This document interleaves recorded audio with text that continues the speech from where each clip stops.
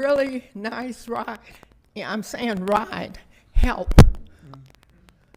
I can't get rid of the boxes, and I can't get rid of Raphael now, and Ed, Scott, um, uh, Carrillo, Edward. You there too? And also the clerk.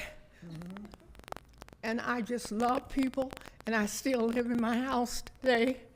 And I correct your children, and to this day, they don't come by my house if they see something going on that they know they're not supposed to be doing or doing something. So I want to thank you for letting me help raise your children, help send your children to college, and all of you on the council and in the community for your assistance. Thank you.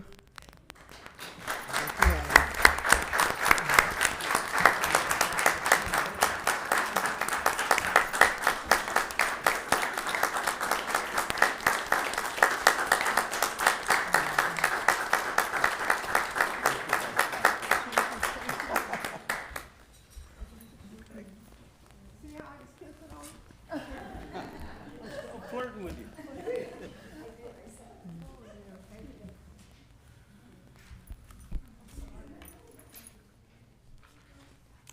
Can I say something? Yes, sure. Yeah, Hattie, this is Hattie. I just wanted to say, I was able to attend your 90th birthday celebration. You have such a beautiful family, and that's the side of you. Is you love your family so much, and they love you. You have family across the country, and they come to celebrate your birthday with you, and that's a lot of love there. So I wanted to acknowledge that, because we only see the community side of you, but you're also a wonderful mother, grandmother, great grandmother, and they come to celebrate you. And in the case of the 90th birthday, you had a lot of love in that room, and I just wanted to thank you and acknowledge that.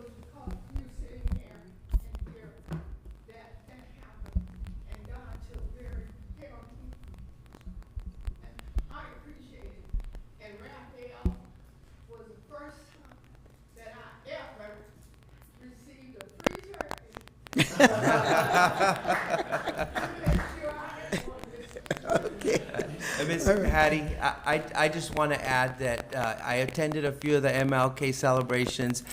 You always had the best speakers, and it was always well attended, and I just really enjoyed the celebrations, and I just want to thank you for all the work and all these years of your community involvement, and I just want to thank you for your life of service. Thank you. Mm-hmm. All right. Mayor, would you like to add something else? Because you've been at a lot of these functions as well. Oh, no, absolutely. I mean, Hattie, we recognize Hattie at the State of the Women as one of our jewels of the Inland Empire. So, and I've been to all of the ones at Paris Hill, the breakfasts and the events that they've had. I mean, I think Hattie is part of the fiber of this community. And so I don't have, she's here. Amen. And she's here because God still has a purpose for her, okay? Amen. Yeah. He has you here because just what you're doing with those kids going by. Only one time. Only one time. Look, I know. I know.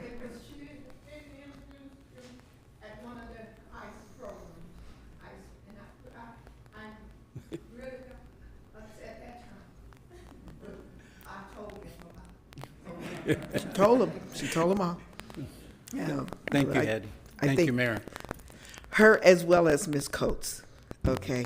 And Miss Coates can't be here, but Faye has always wanted to sing. She is the official songstress of the city of Rialto, and she always would love to still try and sing. I went by and saw her maybe about a month ago, but I'm sorry, she's got a lot of health things going on, so, no, thank you.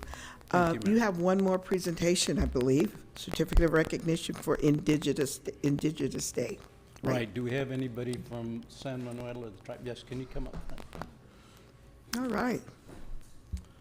Good to see. Thank you. The city of Rialto has a certificate of recognition presented, an Indigenous Day.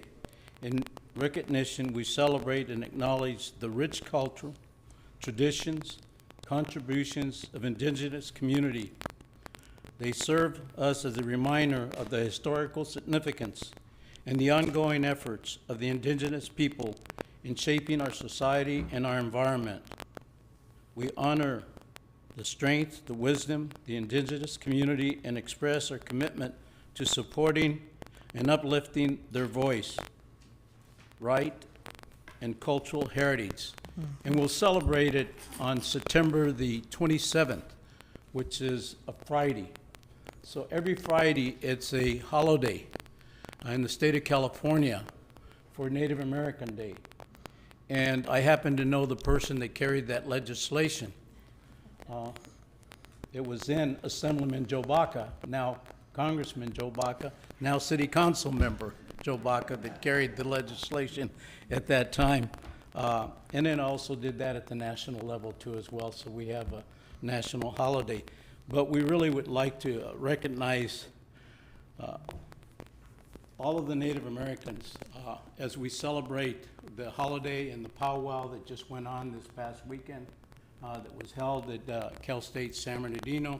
So on behalf of the mayor, myself, and the other council members, their names are all here. We'd like to present you with this certificate, and I'd like to say a few words.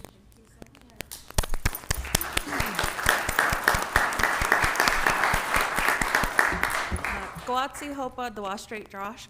My name is Vanessa Briarty. I'm from the Pueblo of Laguna, and also I have the honor to serve as the district director for Assembly Member James Ramos. So not only here as a representative of the Native American community, but as a representative of the Assembly member, and knowing the great work that he's done for our state of California. We hear stories in different places, but here for us in the Inland Empire, they do have a lot of impact both historically and present day. So we're excited to celebrate. The fourth Friday of every September is California Native American Day, so we invite you all to attend the California Native American Day celebration that will take place this Friday, September 27th starting at 6 p.m. at Cal State San Bernardino. Okay. So come out, hear from cultures from across the state. We have Yurok brush dancers who will be joining us, Miwok Nisenan people from Central California, and then of course our Southern California bird singers. So it's a great event of culture, of celebrating heritage, and we look forward to the continued collaborations and government to government work that we see with our local representatives as well as our tribal nations here in the area. So on behalf of Assemblymember Ramos, we thank you all for this recognition and we appreciate it. So thank you so much. Thank you.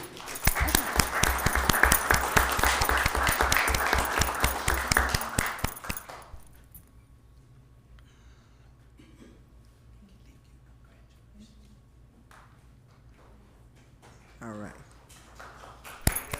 Thank you, guys. Thank you. And thank you, Councilmember Baca, for carrying the legislation from the Assembly to Congress, and now back to the council seat. Now we'll move to the next presentation, and it will be a presentation by our Public Works Director, Tim Sullivan, on My Rialto app.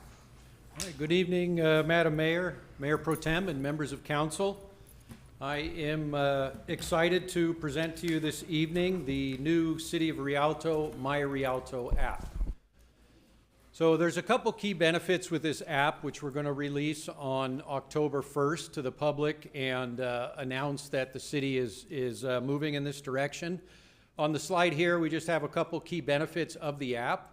To summarize it, it is a mobile platform that visitors, business owners, and residents here in the city can use to report issues, get updated on events, calendars, there's contact information.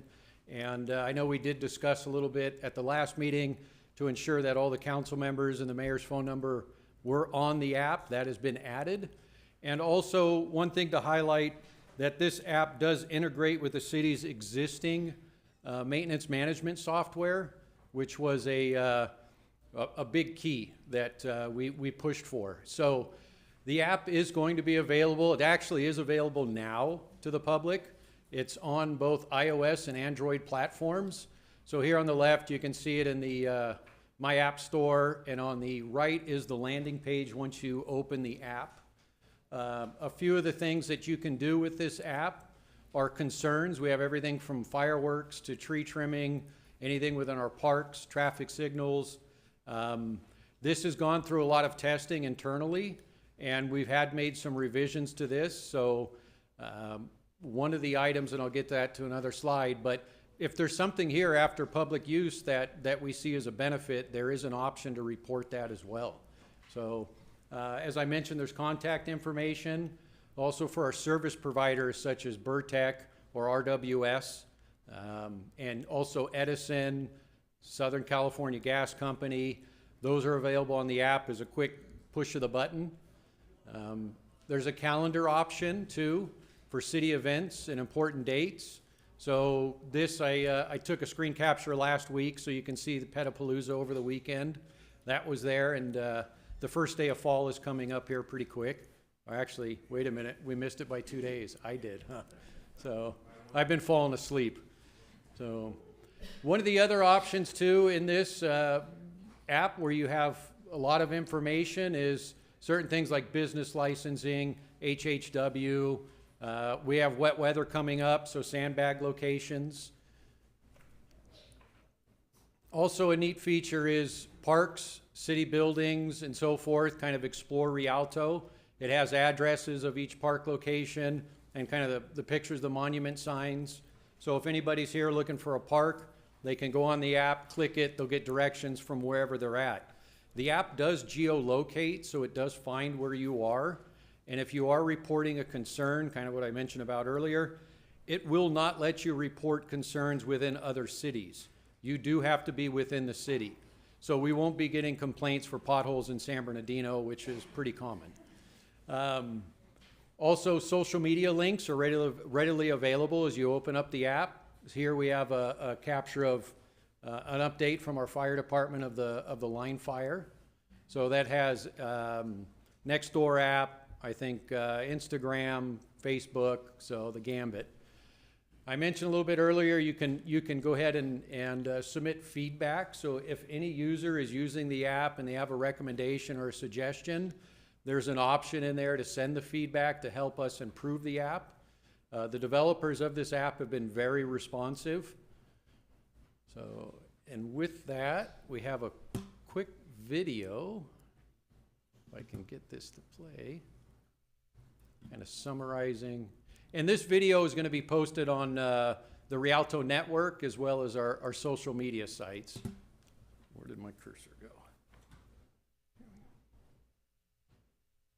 The City of Rialto has partnered with Rattletech to introduce My Rialto app, which is built on the Savita app platform. My Rialto smartphone app will help us keep the community clean, safe, and increase awareness of events and services that the City of Rialto has for its residents. With My Rialto app, citizens can report non-emergency issues like potholes, graffiti, and code violations. You can upload photographs, and with the geotagging feature on our app, the location is immediately picked up. No need to type in an address or the location coordinates. When an issue is reported, you can see the status of the complaint, and once it is resolved, you will be informed. With the app, you can get up-to-date information about amenities, local events, activities, and news. If you opt in, you can receive push notifications for these, such as when an event is happening or a park is closed for maintenance. You can easily view calendar events and make the most of what the city has to offer. In addition, the My City section provides easy access to information about parks, city buildings, and other services the city has to offer. Please help us keep our city clean and safe. Download My Rialto app today. And with that, and concluding the presentation, it is coming to Rialto on October 1st, where we will do all of our media push out to the public. And I think staff is pretty excited for this app. I know. So, thank you. Thank you.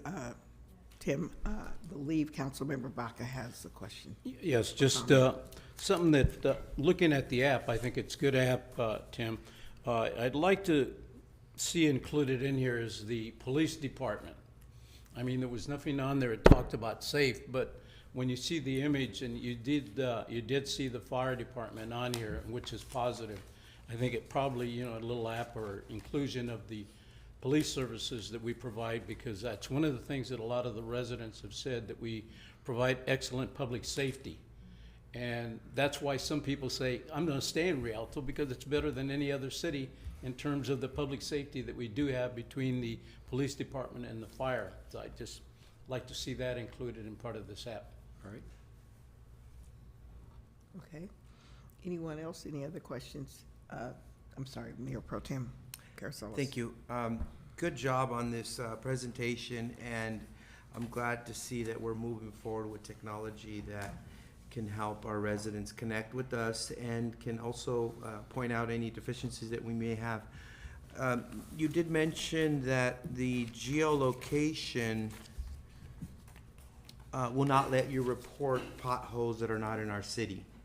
So can you talk to the developers to see if we can still take that report, but have a email that goes out to that city so that they can see, because a lot of these potholes that are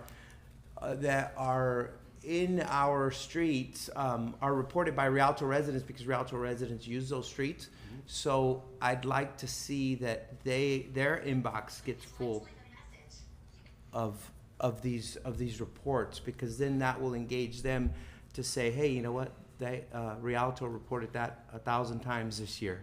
So I know that that's a quick software integration where we still allow the potholes to be reported, or any other issue that's in our sphere of influence, and so that we could get the message to them. Right.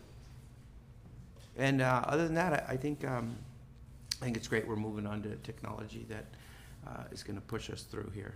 That's all I have, Madam Mayor. Thank you. Councilmember Trujillo. I see all the different type of options for reporting, and I thank you for the different options, but I was going to ask if it's possible to add one more on this list. You know, I do get a number of calls on commercial tracks in residential areas. Want to know if we can add that to the issue list. Yeah, absolutely. Thank you. Yeah. It's definitely something that's been needed. I get multiple calls on that. I get that the dispatchers, sometimes a lot of the officers are on different calls, but it's nice to have something on record with pictures showing kind of that issue, because it's something that we need to continue to enforce. So, and commercial trucks. Commercial trucks. In residential areas. Yes. Councilmember Scott? Thank you, Madam Mayor. Tim, I noticed that fireworks reporting is a confidential report. Is code compliance reporting also confidential? On the app, yes. So if a code issue is reported, that goes through the system directly to the code officers. No other staff will see that. So is there an option to be confidential or not confidential on a code complaint? Yes, there's probably a couple options. I can talk to the developer. One is, when I use it, I log into it and I have an account. The other option could be to sign out of your account, report it. I'm just talking about a quick work through. But what we do on graffiti, for an example, there is a selection to whether or not it's in a street or right-of-way or parks. And I imagine we can do a drop-down for confidential as well, as an option in there for code compliance. Okay, thank you. Okay, and just a question along with the information that's available. I know we currently have a app that's made available to us as it relates to the trash being picked up and the street sweeping. But when I was looking at all these icons, I don't happen to see anything that indicates. So have you integrated that, and we're going to eliminate that one? No, those are separate apps. That app's run by Burtech, but integration is possible. So we can go ahead and probably integrate that as well into the system so that people can find that data just at the push of the button through the My Rialto app. Okay, I would think so, because Yeah.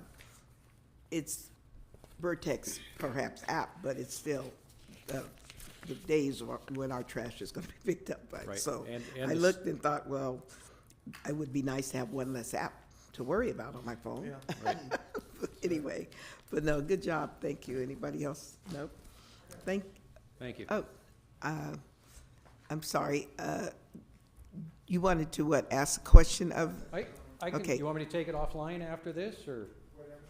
Okay. you know, this is his presentation, and we're going into public comment, so if you'd like, could you just add your concern when we go into public comment? Thank you, okay.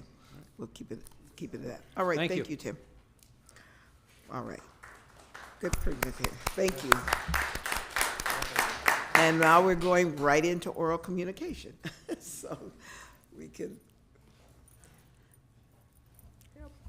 Brenda Parker? oh, you're starting with, okay, thank you. Yes. Ms. Parker, oral communication, we're in oral communication now. Thank you.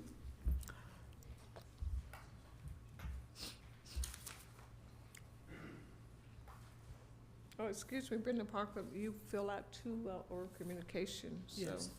so you're gonna speak on both of those? Yes, if I may, that would be great if I could speak on both of them at one time, one right behind the other. Is that possible? Okay, Okay, great. you have. Okay, so, good evening, council, and good evening, fellow neighbors. I'm here, speaking on a code of conduct. It has really vexed my heart to see the unethical, lying, deceitful manner in which some has conducted their campaign. And I've received several calls from my community members asking me about this. So I just want to remind you or read something here that I'm sure that all of you should be aware of. I'm just going to read this short part. It says, there are basic principles of decency, honesty, and fair play which every candidate for public office in the state of California has a moral obligation to observe and uphold in order that, after vigorously contested by fairly conducted campaigns, our citizens may exercise their constitutional right to a free and untrammeled choice, and the will of the people may be fully and clearly expressed on this issue. Well, when we are conducting ourselves in dishonesty, and we are using words that are misleading, and when we are bullying our neighbors, our community members, then I see that you violate this in every way. Now, from my understanding, if I'm not mistaken, I know all of you have seen this because all of you are running in some shape, form, or fashion for a public office. And I am speaking directly to, on some of these issues, you, Mr. Trujillo. Specifically because I have had my community member call me and say to me that she has had someone has erected your campaign poster in her yard without her permission. She removed the poster. Someone came back and erected it again, and she removed it again. And someone came back to erect it again. And it was at that time that she put a poster up herself, says, please do not put posters here. She is a Jehovah's Witness, and she does not participate in any political gander at all. So you may say you didn't do it, but you're responsible for the people that are going around and putting your posters out and campaigning for you. And I expect you to conduct yourself in such a way. That is a form of bullying. They bullied her. She is a senior citizen, and she is unambulatory. So it was very difficult for her to go out and address that person. And it really vexed my heart to see that and to hear that. And then on your poster, you say, our mayor. You're not our mayor. You are a candidate that is running for mayor. That is misleading, that is dishonest, and that is unethical. And I don't like it.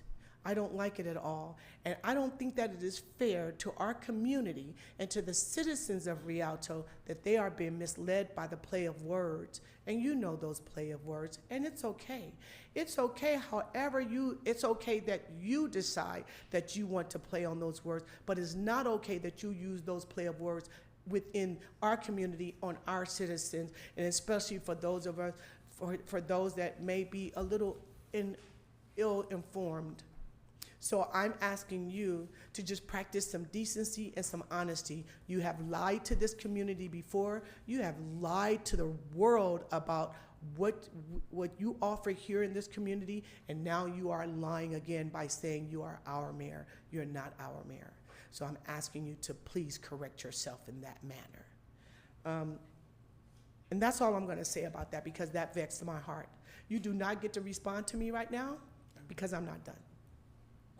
Next, I would just like to address the medians, and this is to everyone on the council. It is very unfortunate for me to see these concrete jail-like medians going up in the middle of this community. We are way better than that.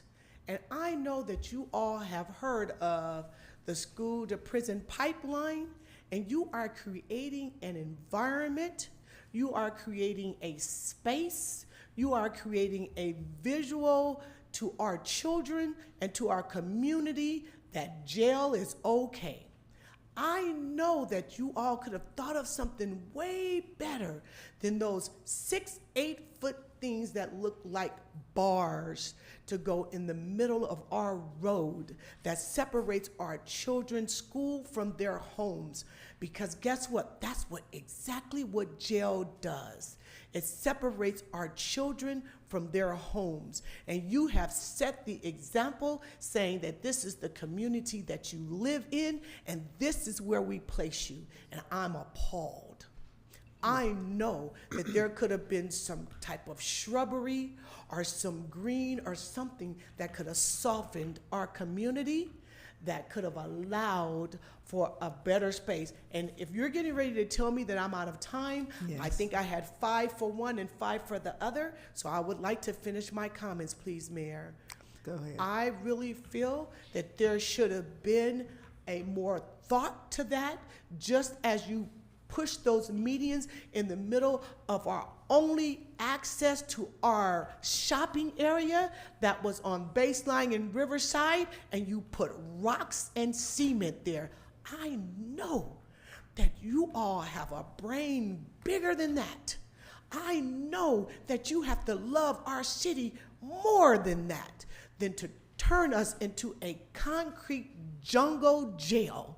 So I am asking you, as you move forward on this diocese, as you move forward to put anything else in this city, to think of soft, green, beautiful things for this city, because you have and are turning this city into a concrete jail, and I cannot stand it, and it has vexed my heart and the children's heart of Rialto. Thank you, and have a great evening. Okay. Thank you.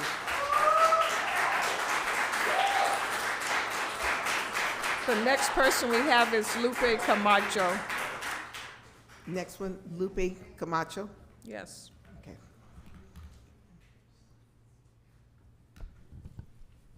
Thank you, Madam Mayor, members of the council, fellow residents. Tonight, I actually have 3 items, and one of them actually has to do with something that the previous resident brought forth. First of all, I wanted to give kudos to our safety departments.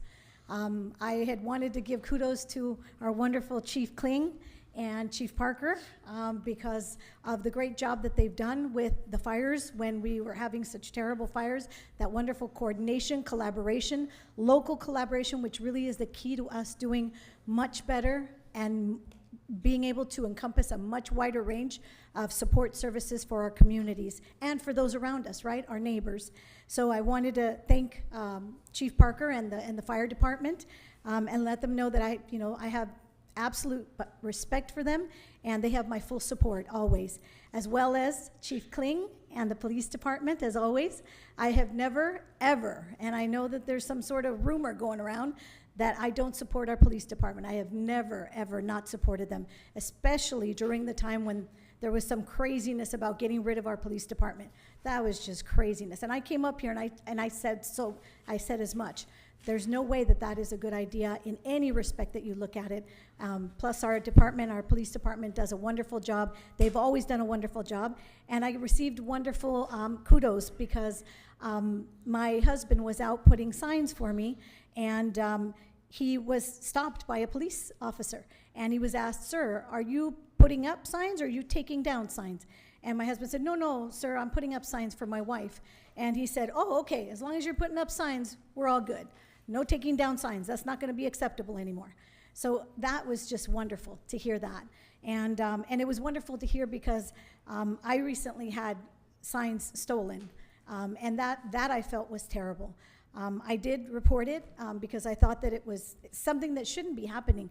You know, these signs are not cheap, and we're working very hard. Those of us that, you know, are in the game, in the race, working very hard to pay for these. And it's just very unethical and immoral, as the previous resident mentioned, that, you know, it shouldn't be happening, where people are stealing signs and putting up signs where they shouldn't be putting them up.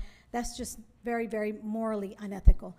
But I wanted to bring that to your attention. The other thing I wanted to talk about tonight was a letter that I wrote. Well, it was an email I wrote to Director Sullivan. I don't know if he's still here.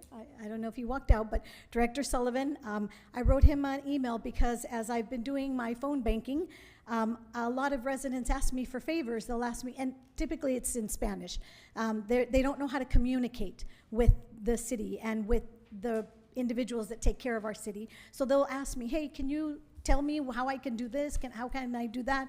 One particular, Mr. Agredano, he asked me to report a tripping hazard. And I asked him, "Can you take some photos of it and send it to me?" And he sent it to me, and I kid you not, we're talking 3-4 inches worth of tripping hazard. It was really bad. So I went ahead and wrote an email to Mr. Sullivan, Director Sullivan. He responded right the next day, and he informed me that he was going out there today. He ground it down, did some temporary, fixing, but that he was going to go back out there and fix that sidewalk immediately. Now, as I recall from previous directors that were here, that was never happening. And I recall that very, very clearly. I always bring those to the city because those tripping hazards are a liability for us. They're a lawsuit waiting to happen for us, and I don't want our money to go to lawsuits. So anyway, I just wanted to give kudos to Director Sullivan and say thank you very much for that. And Mr. Agredano is very thankful and grateful for that. And then lastly, I wanted to make a suggestion regarding the Rialto app. And no one spoke of it, but I have to speak up for it. Can we possibly look at having a button that translates everything to Spanish, so that our Spanish-speaking residents, we are 75% Latinos in this city, and we have a huge Spanish-speaking citizens and residents. So we do want to be able to offer that, and it would be great because that way Mr. Agredano can do that directly, and he wouldn't need me to intercede and write it up in English and send it in for the director to take a look at it to help him with. So again, that's just a suggestion, and I thank you very much for your time, and have a good evening. Thank you. Mr. Lawrence Jenkins. I'm going to be very brief, but based on everything that's been happening, I'm glad I came tonight. 2 questions. I was driving down Cactus today, and right on the corner of Cactus and Valley, I noticed 3 signs and 3 people are running for mayor. I took a picture of it, and footnote, Mr. Baca, you might want to get somebody to put some snap things because your sign is blowing down, okay? But the question is, I was right by where our community have a desire to have a park. So that's what got me excited also. So questions to you 3 guys, lady. I saw that look. All right, cool. All right. Yes, ladies. Yes. All right. Huh? No. My apologies. Okay. Give me, if you may, a reason why I should vote for you, but in conjunction to that, would you be able to assist us, our community, putting the park up. Okay, well, I mean, no, I mean, that's just a question that, I understand, but I just wanted to, no, I understand. All right, I didn't expect the answer, but I did want to give you an opportunity. Appreciate you.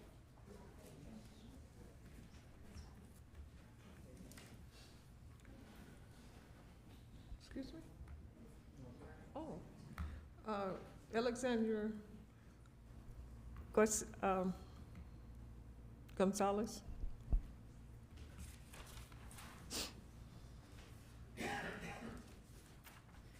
Hello, good evening. I'm going to speak on tab 124-1737. Good evening, members of the city But planning. that one's- okay, 'cause On we- public hearing? Yes, that's a public hearing, so that we're not at that one yet. So I can call you back at. Oh, yeah, then call me when you, Okay, yeah. because you just put down public comments, so you want to Okay. speak on tab 1? Yes. Mhm. Okay. All right, I'll call thank you. Thank you. Benjamin?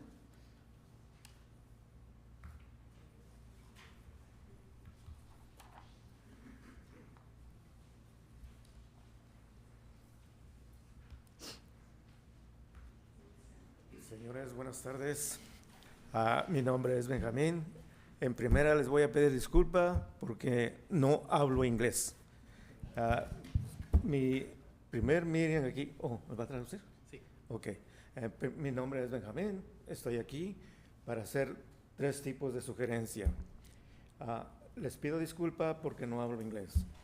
So Benjamin here is saying sorry that he does not speak English, and he is here with 3 suggestions. Ok, la número 1 es, estoy sugiriendo a todos los que ya están en el poder y los que van para el poder, que hagan algo para el futuro de los jóvenes, niños y adultos, parques de recreación, para que los jóvenes o los niños tengan dónde divertirse, dónde recrearse y no pensar en drogas, y a la vez ser vista buena para Rialto. So he's saying for those in power and those seeking power, he is asking for recreational areas for our youth to have places to play and not get into drugs. La segunda, la contaminación. Se ha estado observando y creo que muchos de ustedes lo ven. Esas personas que vienen a ocupar terrenos vacíos están creando contaminación de 2 razones. No tienen un excusado, no tienen un baño para bañarse. Nadie hace algo por ellos. ¿Cuál es el motivo? Les sugiero que esas personas que ya tienen poder o que van para el poder vean ese problema para evitar la contaminación. So his second area of concern is about contamination. He says he has observed, and he believes that you also have observed, that in these vacant lots, contamination is beginning to become a problem. He's saying the unhoused do not have a place to shower, and that their continued contamination in that area is an area of concern.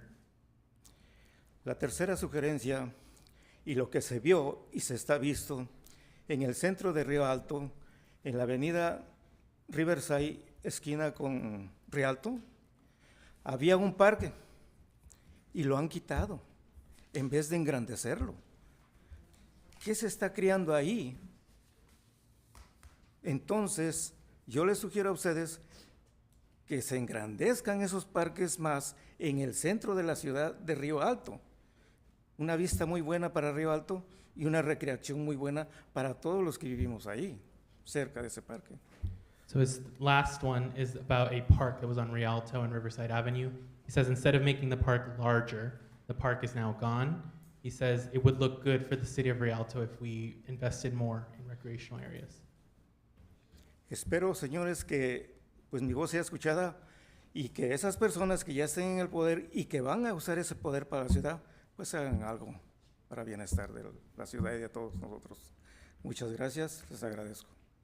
He says those in power and those seeking power, he hopes that you have heard his voice and that you use that voice to make better changes for the city of Rialto. Gracias.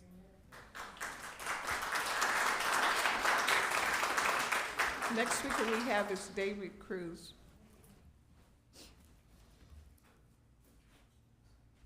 Hi, how are you guys doing today? Awesome. So I came here on behalf of the city of Rialto, Bloomington, areas around us. As a person who lives here, voy a también hacerlo en español. I have 5 minutes. También lo voy a hacer en español. Entonces, no se preocupen porque somos una comunidad aquí, que es lo primero. We are a community first for the people, and you guys need to pay attention to what the people care. I understand some of you are business owners, and I also need to remember that we are not. We are the people. So quiero que primero todos sepan que aquí somos para la comunidad. No porque sé que unos aquí tienen negocios, y quiero que entiendan que la comunidad necesita apoyo y no los negocios. Ya tenemos mucho tiempo que globalization has increased the demand for freight opportunities, causing a demand in distribution centers in the past few years. In LA alone, we have seen an increase, including low-income communities and POCs such as South Central. So hemos visto en los años que han pasado que compañías grandes llegan a comunidades de menores, de gente de color, comunidades que tienen menos ingresos y menos resources, y en lugar de apoyar a la gente, quitan recursos que es necesario para la comunidad. They take away resources that are necessary for the people. How can I trust building of more warehouses instead of increasing support for the people? As my father just mentioned, I see people that need help on the streets, veterans, people that don't need policing, they need more resources. Las comunidades más seguras no son las comunidades que tienen las más policías, son las comunidades que tienen los más recursos para la gente, que ayuden para apoyar.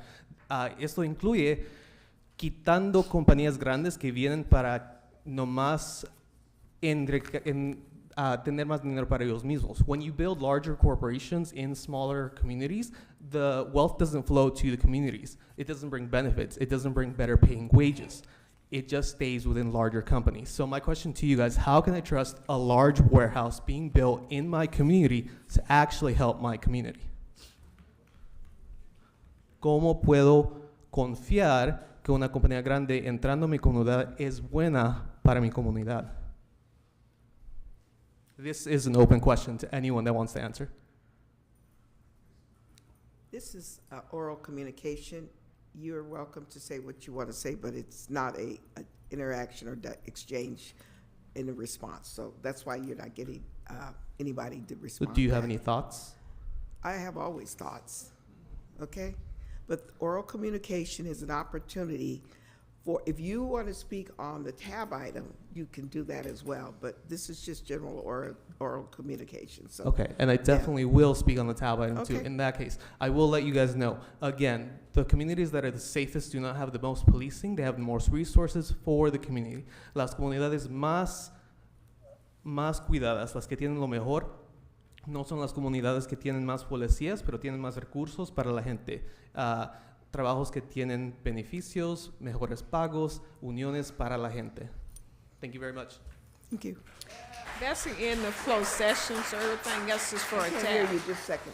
What did you say? That's the end of closed, Oral oral communication. communication, everything else we have for tab 1. Okay, all right, good. Yes,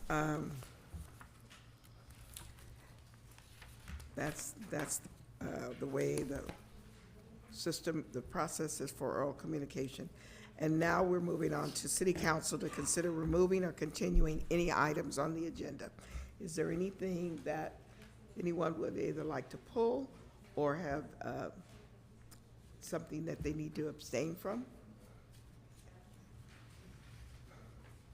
And Counselor, I didn't get anything from you, and I've been on the road and going, so I didn't see anything.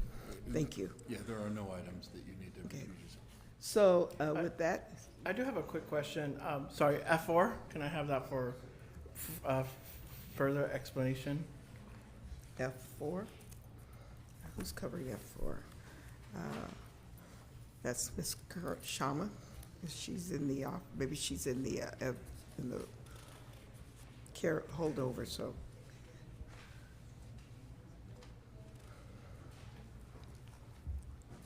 I think she's coming in. Is Shama? There she is. Yeah, I just need some assurances on this little classification change.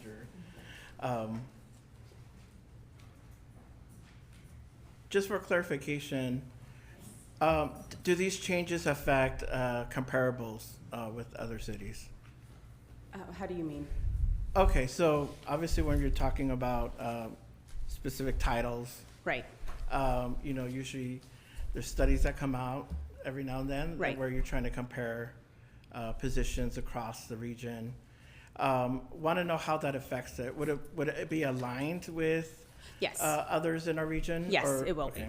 Would Yes. it be easier to do comparables? Yes, it will definitely be easier to do comparables with our comparative cities. And is this position like a promotion, or is it just a title change? It's a promotion where it's a vacant position currently. So when we did the review of the position, we looked at the job description in relation to other agencies, as well as the organizational structure of other agencies and how that fit within our agency, and aligned the salary and the compensation accordingly. Okay, I just wanted some clarification. Can I just add for clarification, because he said, is it a promotion? And you said it is. But I believe, if I'm not mistaken, we don't currently have anyone in the position. So we're establishing the classification. Correct. And we're somewhat eliminating the manager and moving it up to a position of a Correct. director, and then we will hold interviews. Right, a recruitment for that position, correct. It is a vacant position. That's right. So, Yes. because you said it was a promotion. That I means, apologize. I know, Yes. but I wanted to make sure. Yeah, it's not a those reclassification of listening a understood person. we're not. Yes, This process is not promoting someone, it's establishing a classification. That's correct. All right, thank you. With that clarification, I move for the consent items. Second. Okay, it's been moved by Councilmember Trujillo and seconded by Councilmember Baca that we move the consent items. Is there any objections? Hearing none, motion carries, and now we'll be on to tab number 1, which will be basically the public hearing. And I believe Mr. Casey will be presenting in introductions. Thank you. Good evening, Honorable Mayor, Mayor Pro Tem, and council members. I'm Daniel Casey, Principal Planner of the City of Rialto, and I'll be making the presentation on tab 1 tonight. The file numbers for reference are tentative parcel map number 2023-0001, conditional development permit number 2023-0011, precise plan of design number 2023-0018, and environmental assessment review number 2023-0022. The applicant for this project is Rialto Springs LLC, and the project name is West Coast Boulevard and Locust Avenue Warehouse Project. So this first slide of my... Excuse me, Mr. Yes, Casey. sure. I just want a point of clarification, Council. Mayor Pro Tem Carrizales stepped away from the dais during the public hearing. Is there a need for him to state that he has a conflict or? I'm not aware why he stepped away. Okay, I just wanted to, because if there was, then it should have been noted. So we'll just proceed, and hopefully he'll be back. Thank you, Mayor. So on this first slide here, just showing you the project site. It's shown there in the red boundary on the aerial image. The project site is 12.01 gross acres in size. It's comprised of 6 parcels of land that are located at the southeast corner of Locust Avenue and West Coast Boulevard. It currently has a general plan land use designation of light industrial, and it is zoned Rialto Airport specific plan. And within the Rialto Airport specific plan, it has a land use designation of planned industrial development. As you can see from the aerial image here, about the lower 2/3 of the site is already developed. It was developed in about 2010 into a contractor's storage yard that was most recently occupied by a company called Pioneer Pipe. And then the northern third of the site is currently vacant, but did previously have some pre-existing single-family dwellings on there. The north side has currently a paper segment of West Coast Boulevard. It's not an existing street, it's a dirt road. And on the north side of where that dirt road is are several single-family residences that are currently non-conforming. They're within the planned industrial development land use district. And then to the east of the project site, you have several single-family residences that are within an R1 zone. And then to both the south and the west, you have existing industrial developments. So what the applicant proposes to do with that project site is to take those 6 parcels of land and consolidate them into one 11.19 acre parcel of land. And then on that new parcel, they would develop a 225,173 square foot industrial warehouse building. The next map just shows you an exhibit here of a tentative parcel map that has been submitted. This tentative parcel map would be the mechanism to consolidate those 6 parcels of land into that 11.19 net acre parcel. The planned industrial development district has a minimum parcel size requirement of a half an acre. So the proposed parcel would greatly exceed the minimum parcel size requirement. The next slide here shows you the site plan for the proposed project. Just so you are aware, the arrangement here is that on the right side would be the north. It's a 90-degree orientation here. And then on the bottom would be east, the left would be south, and then the top would be west. So the applicant proposes to place the building in the center of the site. This building will have significant setbacks from the residential to both the north and the east, greater than what is required by the city's municipal code. More specifically, the building will be set back 108 feet from the existing residences to the north of the site, and then it will be set back a range of 86 feet to 101 feet to the residences to the east. The applicant proposes to place the truck court on the west side of the building.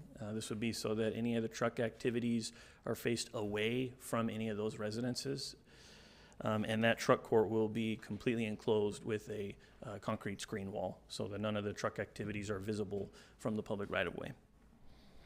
Then the applicant also proposes to place passenger vehicle parking areas on the east and south sides of the building. Those would help to separate this building from those residences with a less impactful use. Those parking areas will contain 153 passenger vehicle parking spaces, and then the truck court will be able to accommodate the parking of up to 87 trucks and trailers. Access to the site will be provided via 3 new driveways. I've indicated the locations of the driveways here on the map with the red arrows. There will be 2 driveways proposed connected to Locust Avenue. The northerly driveway, which is the one on the right, on the top there, that driveway would be for trucks only, those entering and exiting the truck court. And that, again, that driveway is connected to Locust Avenue. So that would be the driveway that the trucks would enter and exit the facility on Locust, not West Coast, the road to the north. The southerly driveway will also be connected to Locust Avenue. That will provide access for both trucks and passenger vehicles. And then the driveway proposed on West Coast Boulevard, which would be on the east end of the site, that will be strictly for passenger vehicles only. The driveway would not at all accommodate any sort of truck movements intentionally so that no trucks are driving on West Coast near any of the existing residences. This next slide just showing you a 3D rendering of what the building would look like. This view is, if we're looking on West Coast Boulevard, we're looking kind of southwest towards the building. And so we're seeing one of the office corners there. As you can see from the image, the building will incorporate significant wall plane articulation, both horizontally and vertically. There will be pop-outs on all 4 sides of the building with depths of a minimum of 3 foot, just to help minimize any monotony. And then the building height will range from 40 feet up to 44.5 feet in height.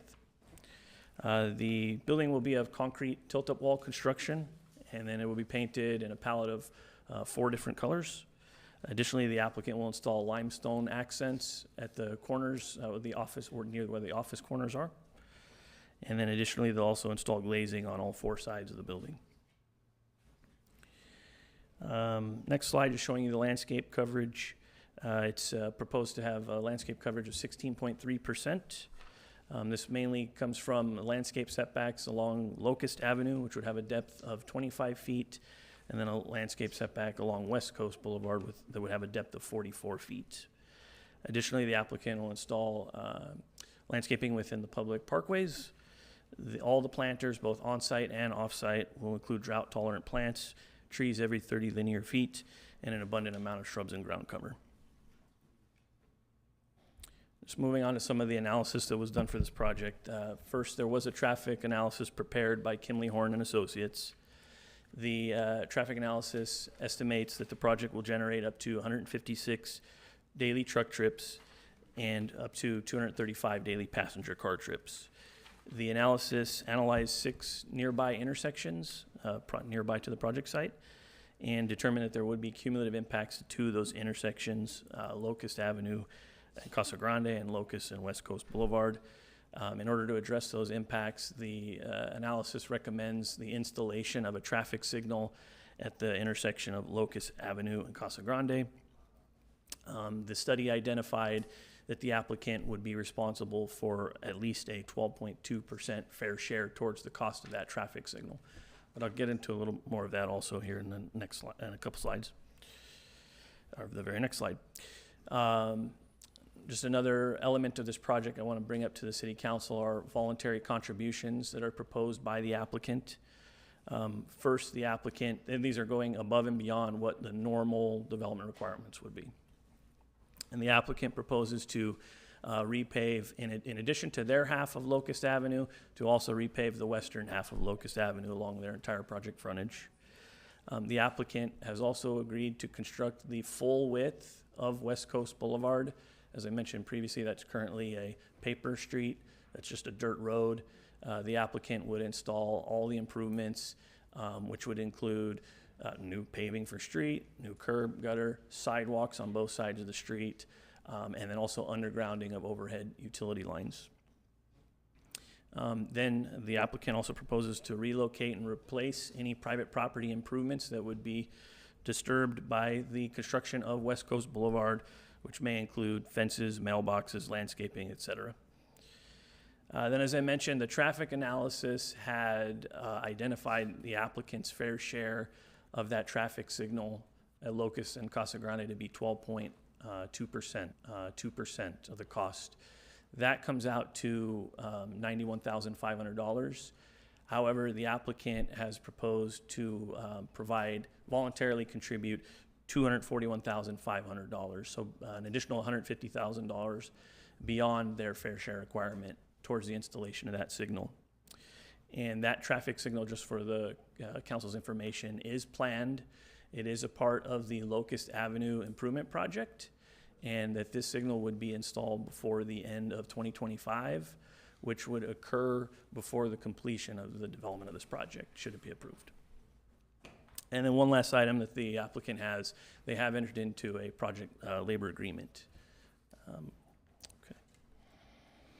And moving on to some of the environmental analysis, there was, which is attached to your agenda report, there was an addendum to the environmental impact report for the Rialto Airport specific plan that was prepared for this project in accordance with the California Environmental Quality Act. The addendum before you tonight determined that the project will not result in any new impacts that were not previously identified in the Rialto Airport specific plan EIR, nor will the project cause a substantial increase in the severity of any environmental impacts that were previously identified in the Rialto Airport specific plan EIR.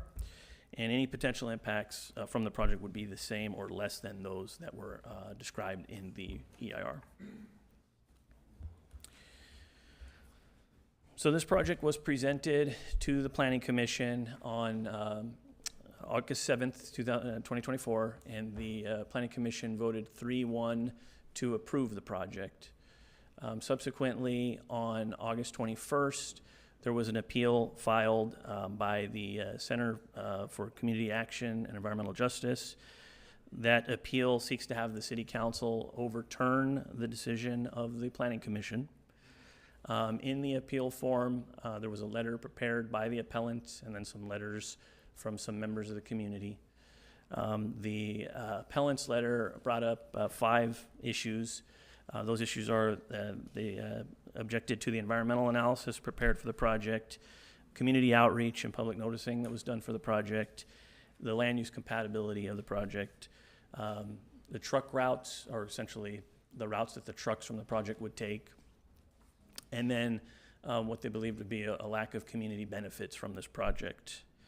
However, as documented in the staff report before the council tonight, and the addendum before the council, the staff has concluded that the addendum that was prepared for this project was prepared in accordance with the requirements of the California Environmental Quality Act, and prior case law has confirmed its validity. Additionally, the community outreach for this project was far greater than required by state law. Specifically, the applicant themselves did quite a bit of extensive community outreach, including mailing notices, going door to door to visit the surrounding community.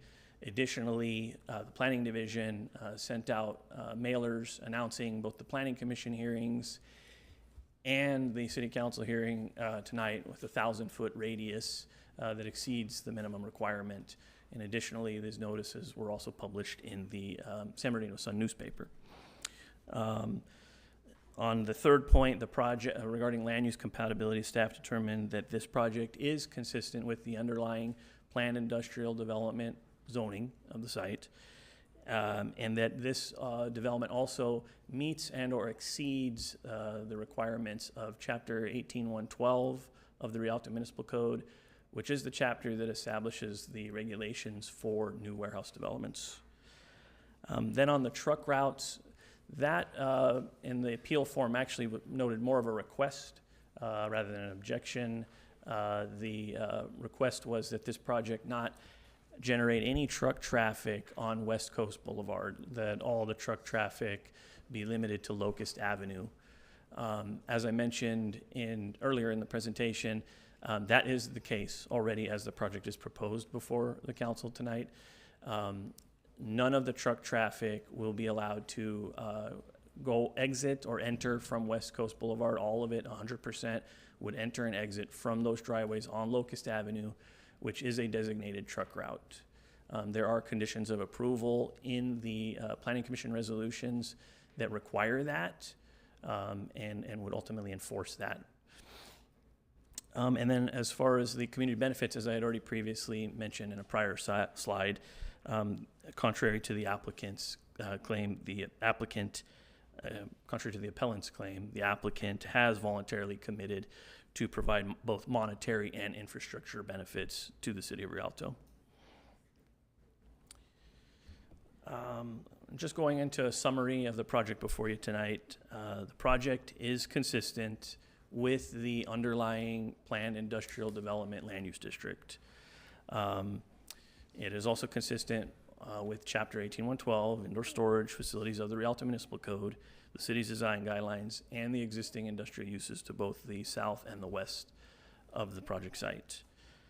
This project, the applicant has worked with staff diligently in order to minimize any impacts from this project. Development features that have been incorporated in the project to do that include doubling the building setback beyond the requirement of the municipal code, placing the truck court on the west side of the building so that it'll be away from any of the sensitive uses, then installing concrete screen walls around that truck court, and then installing, as I showed in the landscape slide, extensive landscape buffering around the entire perimeter of the site and the perimeter of the building.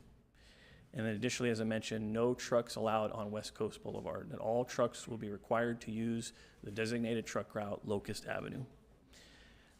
This project will serve to redevelop and improve an industrial zone site with the highest and best use that is accommodated by the planned industrial development land use district. And with that, the staff recommends that the City Council adopt the resolution before you tonight, denying the appeal request and upholding the Planning Commission's decision to approve the project. And the applicant would also like to provide a presentation to the City Council tonight. And that concludes my presentation. All right. Okay.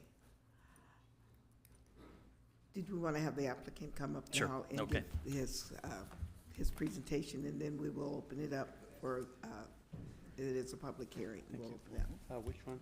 Just, yeah, left, right. Okay, perfect. I think Gabe's gonna go through it for you. There you go.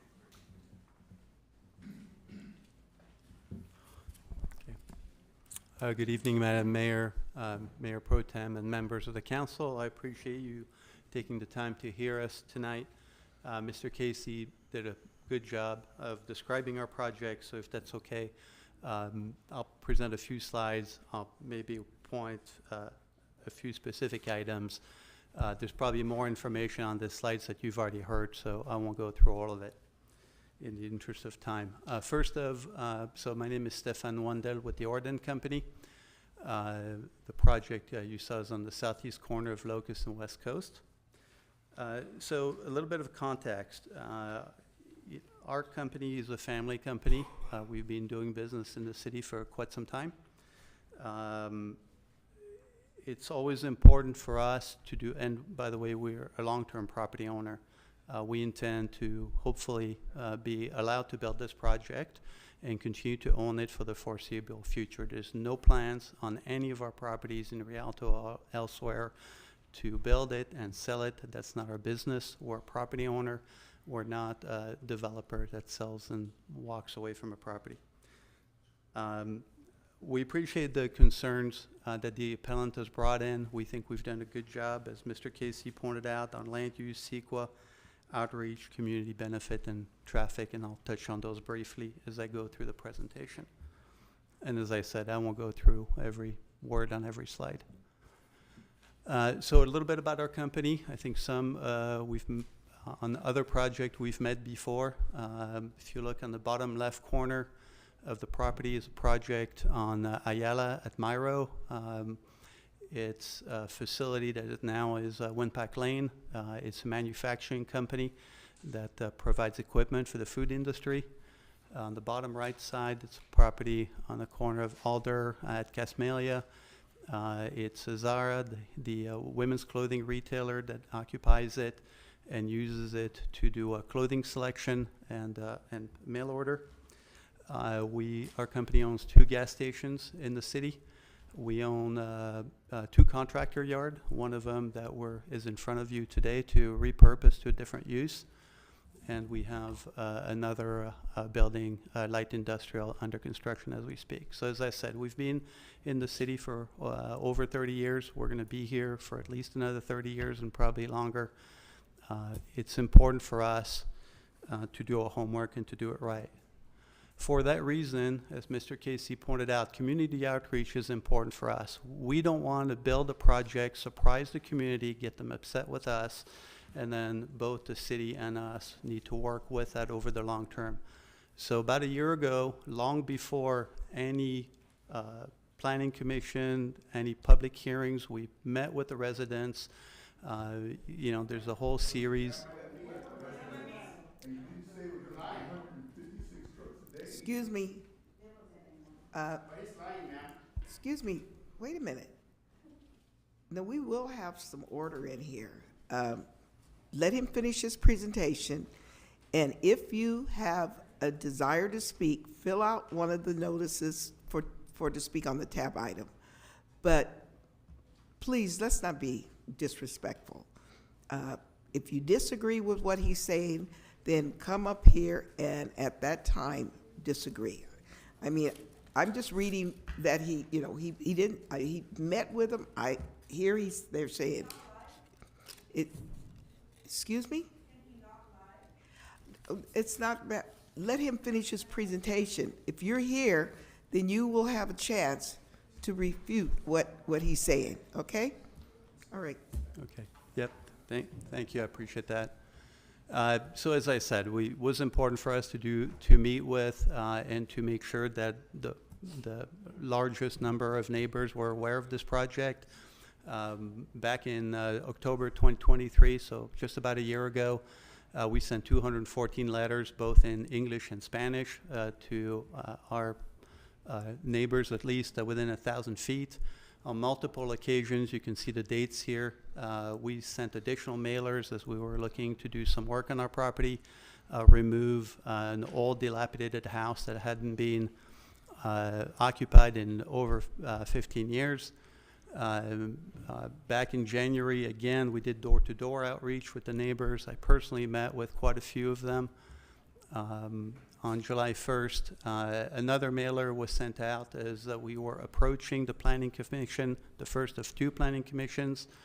As Mr. Casey pointed out, the city has sent some mailers.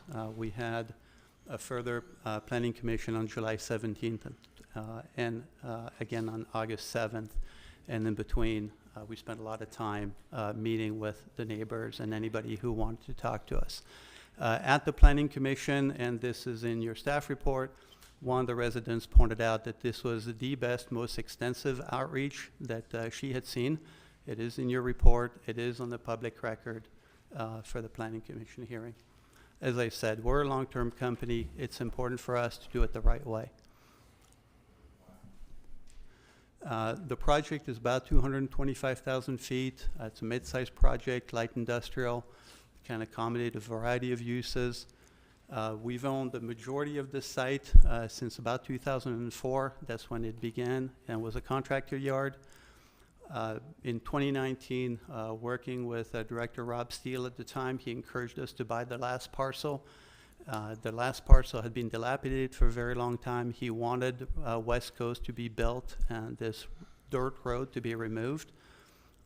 So we've worked with the city since 2019 to make that happen. Took us quite some time to acquire the last parcel, but we did. We've worked with staff for quite some time and other public agencies on making sure this was a good plan, that it made sense for us, made sense for the neighbors, meets all the zoning and development regulations, and it's substantially less impactful than what's allowed under the zoning code. Again, design features, I won't cover all of this. Mr. Casey did a good job of it. But if I can point out West Coast Boulevard, the idea is to build West Coast Boulevard so it no longer is a dirt road, continue on to Locust, go north on Locust, connect to, and with what the work the city's doing, and provide basically improvements almost all the way to Casa Grande. So we're trying to significantly improve the condition of the area. Mr. Casey pointed out, of course, the truck courts and entries are facing Locust. We are very adamant as a property owner that no trucks access West Coast, not ever. It's not something we want to do. It would be a violation of our conditions of approvals. Also pointing out that while there may be walls around the truck court, on the north side, the truck court's going to be recessed, depending on location, 5 to 9 feet below the street. Again, trying to make sure it's not impactful on the neighbors. The setbacks to the east, the minimum city requirement's 10 feet.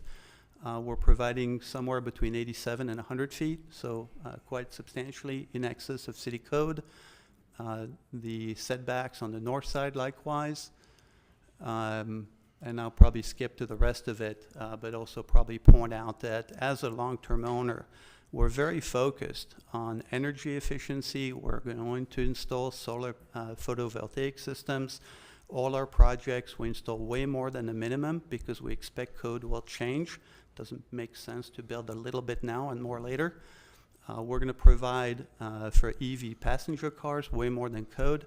We're providing EV truck infrastructure installed in the building because, again, that's where the industry is going. So we're very mindful of that. Mr. Casey also pointed out the project could have been larger, a larger building, but we're very comfortable with this. We think it's a flexible building that will accommodate multiple uses. Benefits, besides improving a property and a road that really needs a lot of help. I think Mr. Casey again described in pretty thorough detail the required improvement, the voluntary improvements. But one thing that I would add, beyond creating jobs and the money that we're investing, we are looking to build all the infrastructure in and around our project, and the $1.3 million in additional funding that is providing the city is to be used elsewhere. So we do not need any of this money. We do not need any of these improvements in and around our project. The $1.3 million is to benefit the community elsewhere. and that will help pay for medians, open space, storm drain, and the like. And as you heard, the traffic signal at Casa Grande and Locust. We're also looking to provide quite a bit of funding for clean air projects from the Air Quality Management District. We're happy to do it. We appreciate the way the industry and electrification is going. Project labor and agreements also important to us. We believe in paying folks a fair wage. So that's probably concludes the presentation, but a couple more notes. If you look at the appeal and the letters that were attached to the appeal, and I hope if you haven't, I would encourage you to do that perhaps after the meeting. These letters really weren't really opposed to the project. What they were really mostly concerned about are trucks driving down West Coast and Maple. And as you have heard multiple times from us and the assurance from our company, we will not let that happen.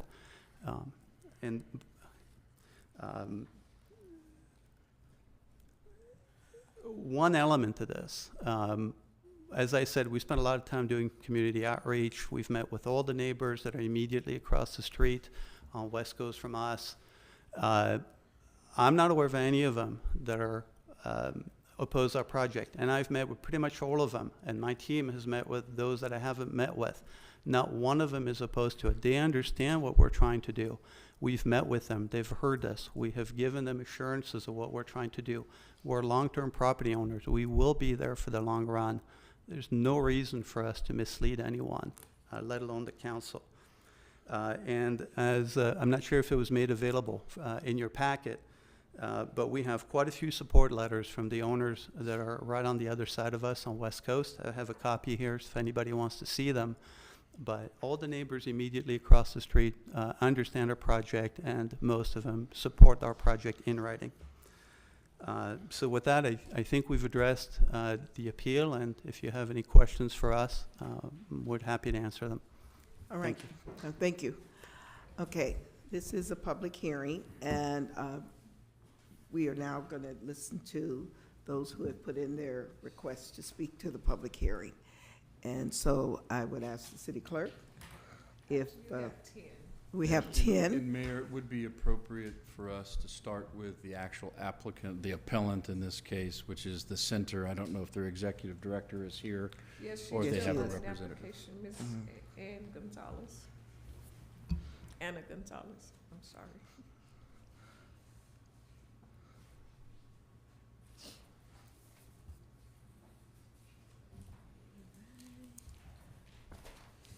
Sorry, let me get situated. Can you pass a copy to the council?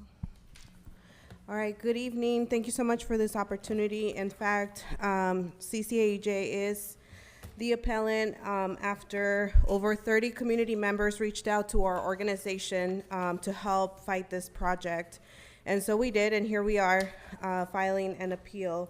So a couple of things, of course, Daniel Casey did a good job at highlighting some of the concerns about this project, but one of the biggest concerns for us as an environmental justice organization is that the EIR for this project is based on a 1997 analysis study, and that is not adequate for the conditions that have been created for this point in time in our communities, with all the cumulative impacts, all of the diesel death zones that have been created by the accumulation of warehousing in the last decade.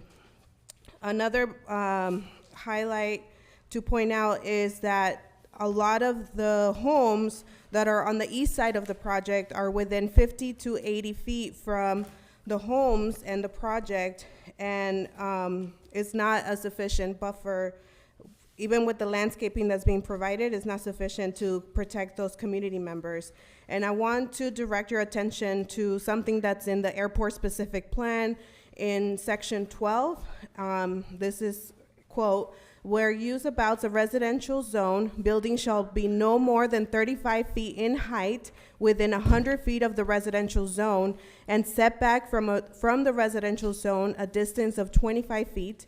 Within 200 feet of a residential zone, buildings may not exceed 50 feet in height.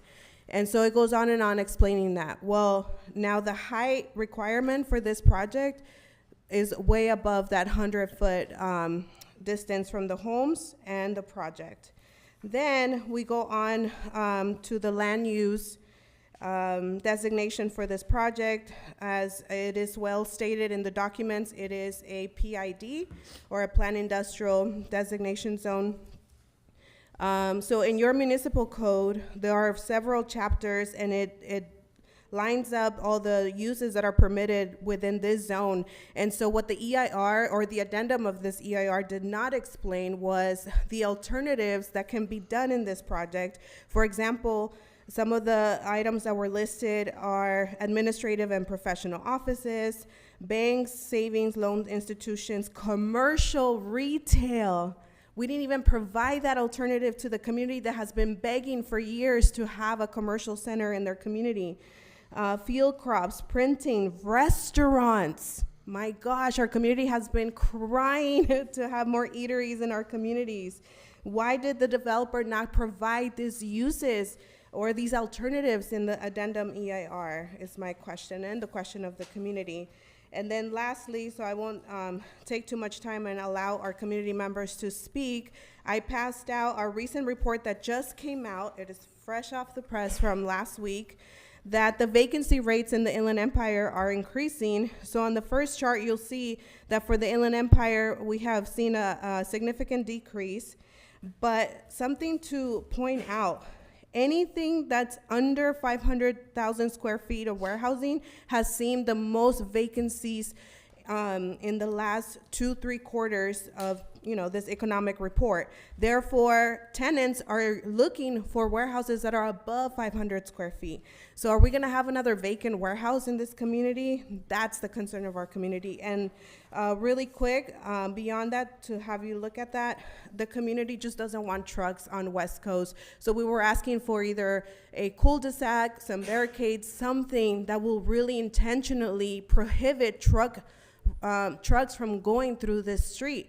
Because as experience for myself at this Bud Bender warehouse, I have seen trucks and workers park in our street on 2nd Street, a little tiny street, and trucks get stuck trying to get through that construction site. So this EIR also does not address the impacts of the construction period and where are all these workers and trucks gonna go through just to construct the building. So I invite you to really, really look at this project carefully, listen to the community's concerns, and uphold this appeal today. Thank you so much for your time.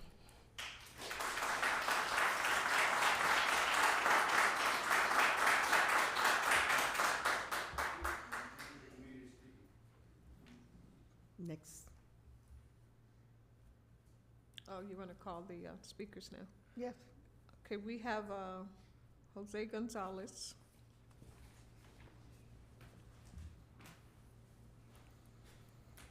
Can I just have all of them to line up so I call them off up there? After Jose speak, we have Alexandria Gonzalez. Can we all line up behind the speaker, please? And when they finish, you can just be already at the podium. Can you just come up? We also have Ismaela Gonzalez, Triso LaBay, Yosemite Ramos, Kelly, Valencia, David Cruz, Scott Smith. And if I miss anybody, you can just line up for the speakers. Thank you. Okay, please. It's 5 minutes, speaker. 5 minutes. Good evening, Mayor and council members. Thank you for the opportunity of speaking my concern. I just want to say I'm 100% against the project. I am about 120 feet away from this project on West Coast Boulevard, west of the building. Of course, it's a I can't number the just what's going on in my head. We moved into the area 17 years ago because it was a tranquil, quiet community. I got away from Chino because of the same reason. Chino was building like crazy and all the traffic, and got rid of our cows and everything, sorry. And then, but moving into the city to a quiet, nice neighborhood, a quiet street, not a lot of traffic, now I'm scared of what's gonna happen. you know, not to mention the environmental impact, you know, traffic, you know, the noise pollution, you know, Mr. I forget his name, but the developer here, he doesn't live on that second street. He doesn't know what living next to a building like that is. The noise at night. He talked about electric trucks. Well, they still weigh 80,000 pounds, you know, and they're still making noise, and they have air brakes, and they're, you know, it just, it's going to be a tremendous amount of noise, you know, and me living 100 feet away from this project, you know, I can't imagine the impact it's going to have. And then you have the kids that go from West Coast up into Cosera Middle School. You know, my kids, I have 5 kids, and they all graduated from Cosera Middle School, and I have kids going up and down my street every day to go to school, and I can't imagine these heavy trucks, you know, and they can't even see down really good. I don't care if they put 10 lights on that road on Locust, it's still going to impact that, and it's going to happen. It's just going to be a matter of time later on. I oppose 100% to the project. Of course, you know, I appreciate they considering not traffic on, but it happens right now. It's happening right now. Trucks get lost, they go through that street because, I don't know, their GPS send them through there or whatever, and they have a hard time turning around and trying to back up.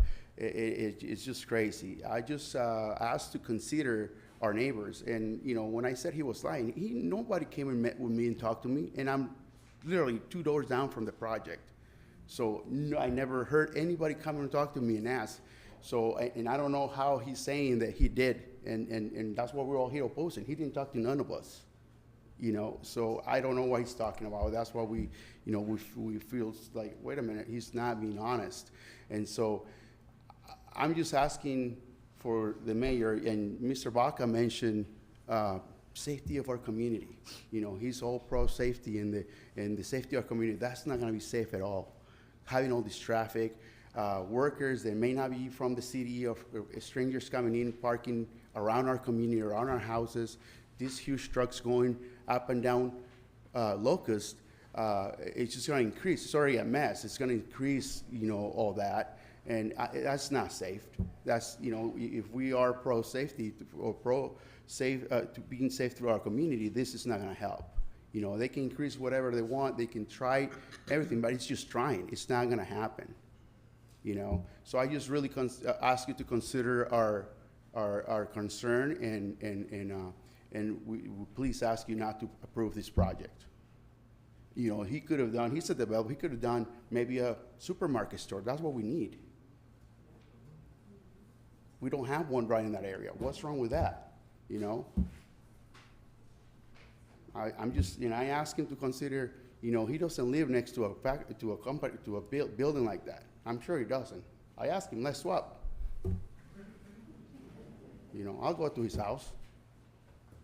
Thank you. Appreciate it. Have a good night.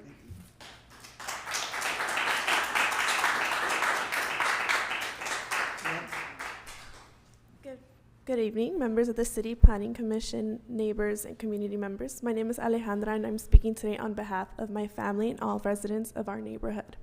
I want to start by saying that I'm not opposed to development or change in our city, but this proposal to build a warehouse at the corner of the West Coast and Locust feels like a serious threat to the health, safety, and well-being of my family, members, and neighbors. The traffic this warehouse will bring into our community is unacceptable. Right now, kids from our neighborhood walk to home from school. We feel safe doing so because this is a family-oriented neighborhood, and our streets aren't overrun with industrial traffic. If the warehouse is built, we'll have to worry about construction workers, trucks, and heavy machinery filling our streets.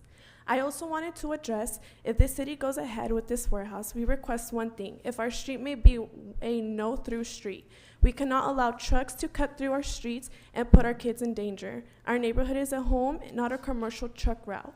We're asking you to listen to us, the people who live here, and make the right decision for the families of this community. And I also wanted to mention too, my mother-in-law lives right where they're gonna build, right in back of where they're gonna build the warehouse, and no one has ever spoken to her personally. Of course, we did get the letters, but like he stated, they never spoke to her directly. So thank you for listening. Thank you.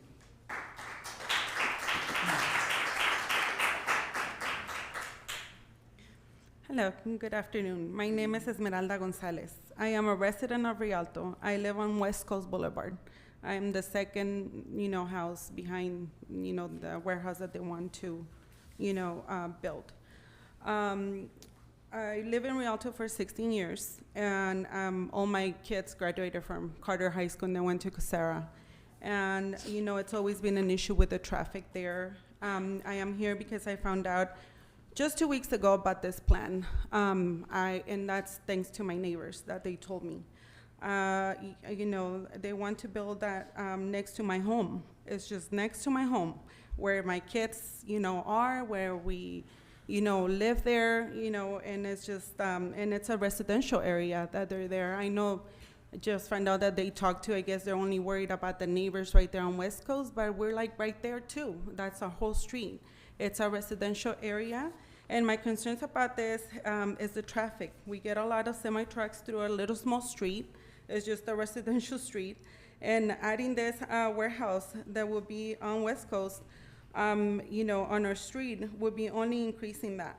And it's not just only the trucks, it's gonna be the workers, like right now we get a lot of workers going through our street to go through the Target warehouse.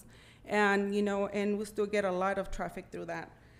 Please, I'm asking you to think about your residents also as much as you think about your buildings and building warehouses. They are just empty around my area.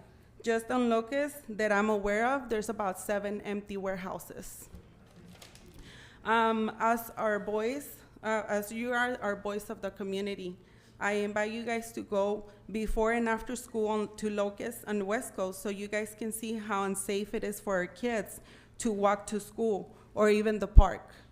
And please think about the smog and the workers that will be, taking over our neighborhood streets. I want to emphasize the noise that will be literally behind our backyards. It's gonna be in our backyards. That's where we live. If there is a decision on putting the warehouse, please, at least, cover our streets. We are a residential area, and and going, having that next to us is just gonna impact the traffic on our streets, on our, neighborhood. And maybe a cul-de-sac will be the best thing for us, and that will stop the traffic and make sure that those semi-trucks, for sure, they don't come, because they still do right now. Even there's a little sign right there that no one sees, they still come through it. Please, it's our neighborhood, it's our streets. Please think about it, and we just live there. We live there, and that's just our home. Thank you so much for your time.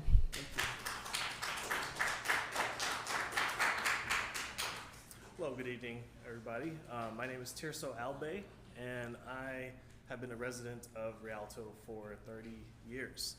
I was born and raised in Rialto, and I remember growing up as a kid, riding bikes and playing tag with the neighbors and everything up and down West Coast Boulevard. I grew up with a lot of these families over here, and we're really a small community and a very tranquil community, like they said before, my neighbors. And we're just across the street from the Gonzalez family, and it's going to affect us quite a bit as well, because it's just, there's so many different things that we have experienced over the years, and it's like if we end up building this warehouse as is proposed, then it's going to end up causing more and more traffic to go through our streets.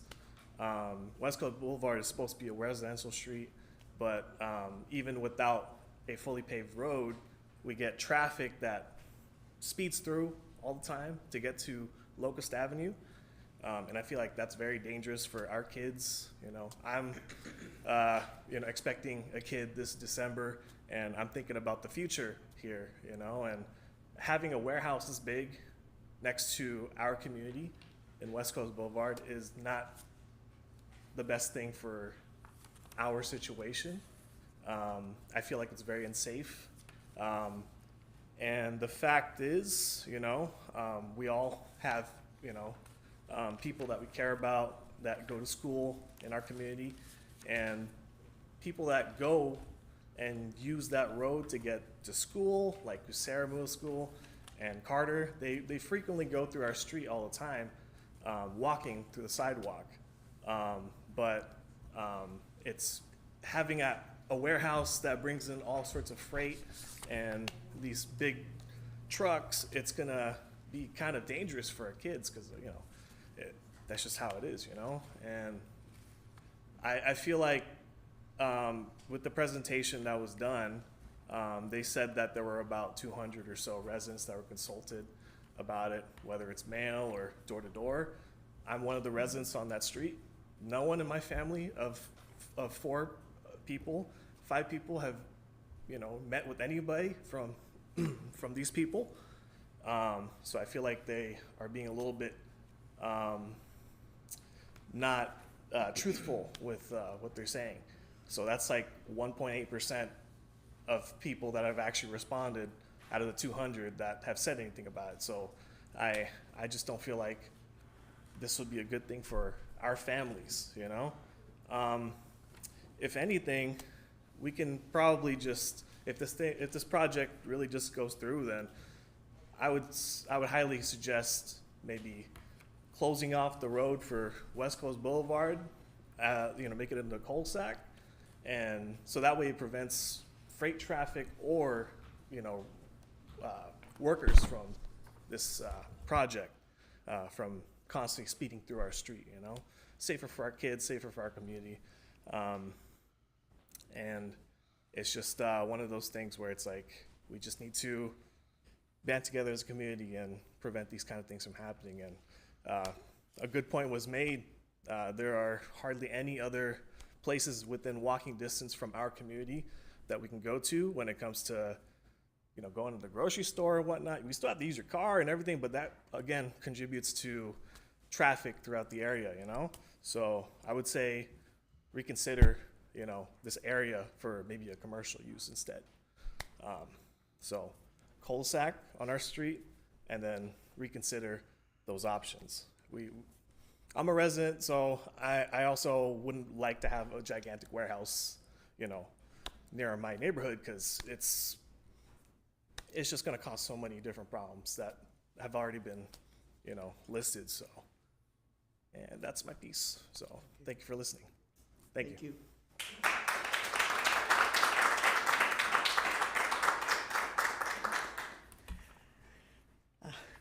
Good evening, Mayor Robertson and City Council members. My name is Kelly Valencia. I'm going to try to read this because I'm very nervous. Myself and my family have lived on West Coast Boulevard for the last 35 years or so. Since then, we have seen much progress and growth to our city, such as the 210 freeway that came through, new communities, new schools, restaurants, and stores, all of which are very positive things for the people that live here and people that would love to make this their home. But when changes such as what have been happening lately, it's going to make it very hard for us, our kids, grandkids, and their kids to sustain the quality of life that we all hoped for in the future. What I mean by that is that the negative impact we are currently experiencing, such as the overabundance of traffic congestion throughout our residential city streets, including large trucks from Target, Amazon, and several others. Not to mention the danger that it poses for the neighborhood that don't have stop signs and street signs. Therefore, we are all here asking you to do the right thing, to say no to another warehouse on the corner of Locust and West Coast Boulevard. Don't you think we have enough empty warehouses as it is? Just 500 yards south of Locust, we have a very big new empty warehouse, like the Amazon one, another new one going up across the street, and numerous ones down Casmalia as well as on Baseline near Ayala Streets. In closing, I urge you to say no to the project and shift your emphasis on bringing new homes, parks, retail stores, trade schools, an event theater, a sports park, and possibly a hospital that we need. Please, do not have any more empty warehouses. Keep Rialto healthy, safe, and a city to be proud of, not a city of warehouses. Thank you for your time.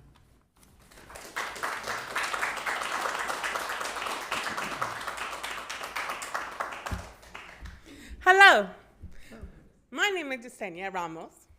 Sorry I talk like that when I'm nervous, but I am. I want to say one thing. I've been here, I live here, and I say it's ridiculous for making another warehouse. I mean, I understand, you understand, I understand, everybody understands. Why make another warehouse? I understand you want to build a warehouse, but look at us. We just want something for us. You guys told us, hey, we're gonna build you this, the cinema, whatever, the little stores, yeah. You told us, oh, we're gonna build you a Target. You didn't give us a Target. You just gave us some little shopping centers. I go to Redlands, they have a nice mall out there. Trust me, they have a Target, they have everything out there. What about us? North Rialto, okay? I love Rialto with all the winds and everything, of course, but I wanna say one thing. Hey, I have 5 jobs. I need some sleep. And with this new warehouse coming up, honey, I need some sleep. I know you need some sleep. I need sleep, I need rest. But why don't we consider having something else instead of a warehouse? Like Kelly and everybody saying, we have so many vacancy warehouses out there. You know what I mean?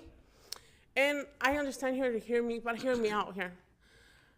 Can you turn this around and make it something for the community? We need, the closest store we have is Ralph, and it's only in Fontana. It's not Rialto. You know what I mean? We have Cardenas down, Steeder Brothers. What about North Rialto? We don't have nothing there. You know what I mean? You like to eat, I like to eat, everybody likes to eat, right?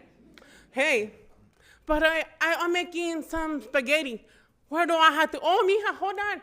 I gotta drive all the way 5-10 minutes downtown Rialto to get some spaghetti sauce because I ran out of spaghetti sauce. Oh yeah, we got Costco, but Costco closed at 10 and you gotta make, 9 o'clock or something, right? I gotta say, what about us? We never got nothing up here. So I'm asking, please, of all things, make something worth this little, lot, because we already have so many warehouses, you know what I mean? You could build everything you want. But another thing, I don't know about my street. My street, you guys talking about the app and everything, so you guys want me to post all the holes I have in front of my street? Because I have a lot of bunch of holes in right there with the rain you guys did not fix. You did fix half of the street. All the streets are from down, down the street, but not mine. Because you guys wanted them to fix it. But it's not theirs. We're Rialto. We are Rialto. We should be planned into the same thing. It's just a little piece. Couldn't they just build the little piece? You know what I mean? That from here, it was it. It wouldn't cost you that much. But now I gotta back up, boom, get a hill. You guys are not gonna pay my tires, right? No, come on. But hey, it doesn't matter. I'm just gonna say, fix our streets, do whatever. But do me a favor, think about our community. We need stores. We need something for, hold on, I got my notes here. Hold on, how many minutes I got? Wait a minute. Oh, snaps, I got stuff.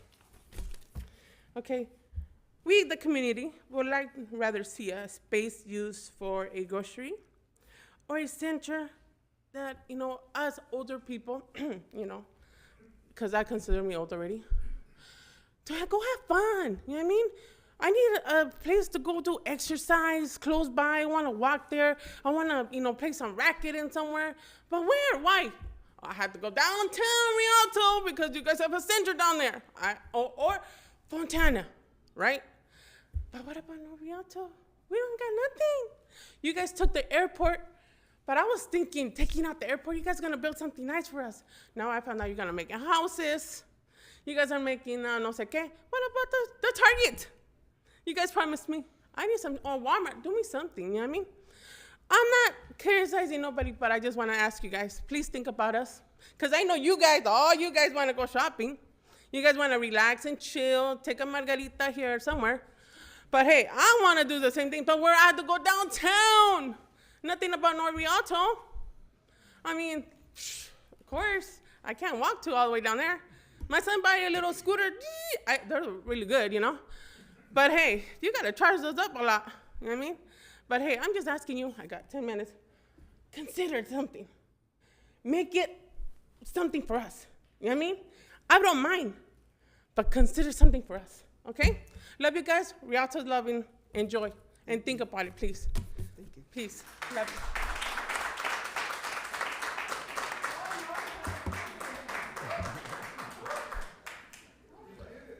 you. Thank you. So, Ed Scott, Rafael Trujillo, Deborah Robertson, Andy Carizales, and Joe Baca, thank you very much for having me here today. Warehouses tend to be disproportionately sited in low and median income minority neighborhoods. A study in 2004 showed that the Riverside and San Bernardino County, which are hotspots of warehouse activity, are ranked among the most polluted communities and counties in the United States, largely as a result of the air pollution from heavy-duty vehicles such as those at warehouses. Pollutants don't care about your traffic. Property values decline. Jobs themselves are low pay without any real benefits. I asked the owner of the company, I asked him, is he comfortable living on minimum wage that he pays his employees? If you want to help the people of the community, fight for an increase in wages and medical benefits. Service for the homeless. Finland has a plan to end homelessness by 2027. In recent years, more than 8,000 apartments have been created for the homeless, with an end to the homelessness being shared by a goal of the government on both the left and the right. The creation of warehouses negatively affects our community. I'm going to do this in Spanish too. So, las bodegas tienden a estar ubicadas a la manera desproporcionada en vecindarios de ingresos bajos. Un estudio realizado en 2004 mostró que Riverside y San Bernardino, que son puntos críticos de actividad de bodegas, se encuentran entre los condados más contaminados de los Estados Unidos, en gran parte como resultado de la contaminación del aire causada por vehículos pesados como los de las bodegas. Otro efecto es que disminuyen el valor de las propiedades. Los empleados que sí trabajan no le pagan correctamente y sin beneficios reales. Les pregunto a los dueños de las empresas si ellos están a gustos con lo que ellos pagan a sus empleados. Si quieren ayudar a la gente de la comunidad, luchen por un aumento de salario y beneficios médicos, servicios para la gente sin hogar. Al fin, construir bodegas no ayuda a la comunidad, nomás ayuda a los que ya tienen los dueños. Gracias.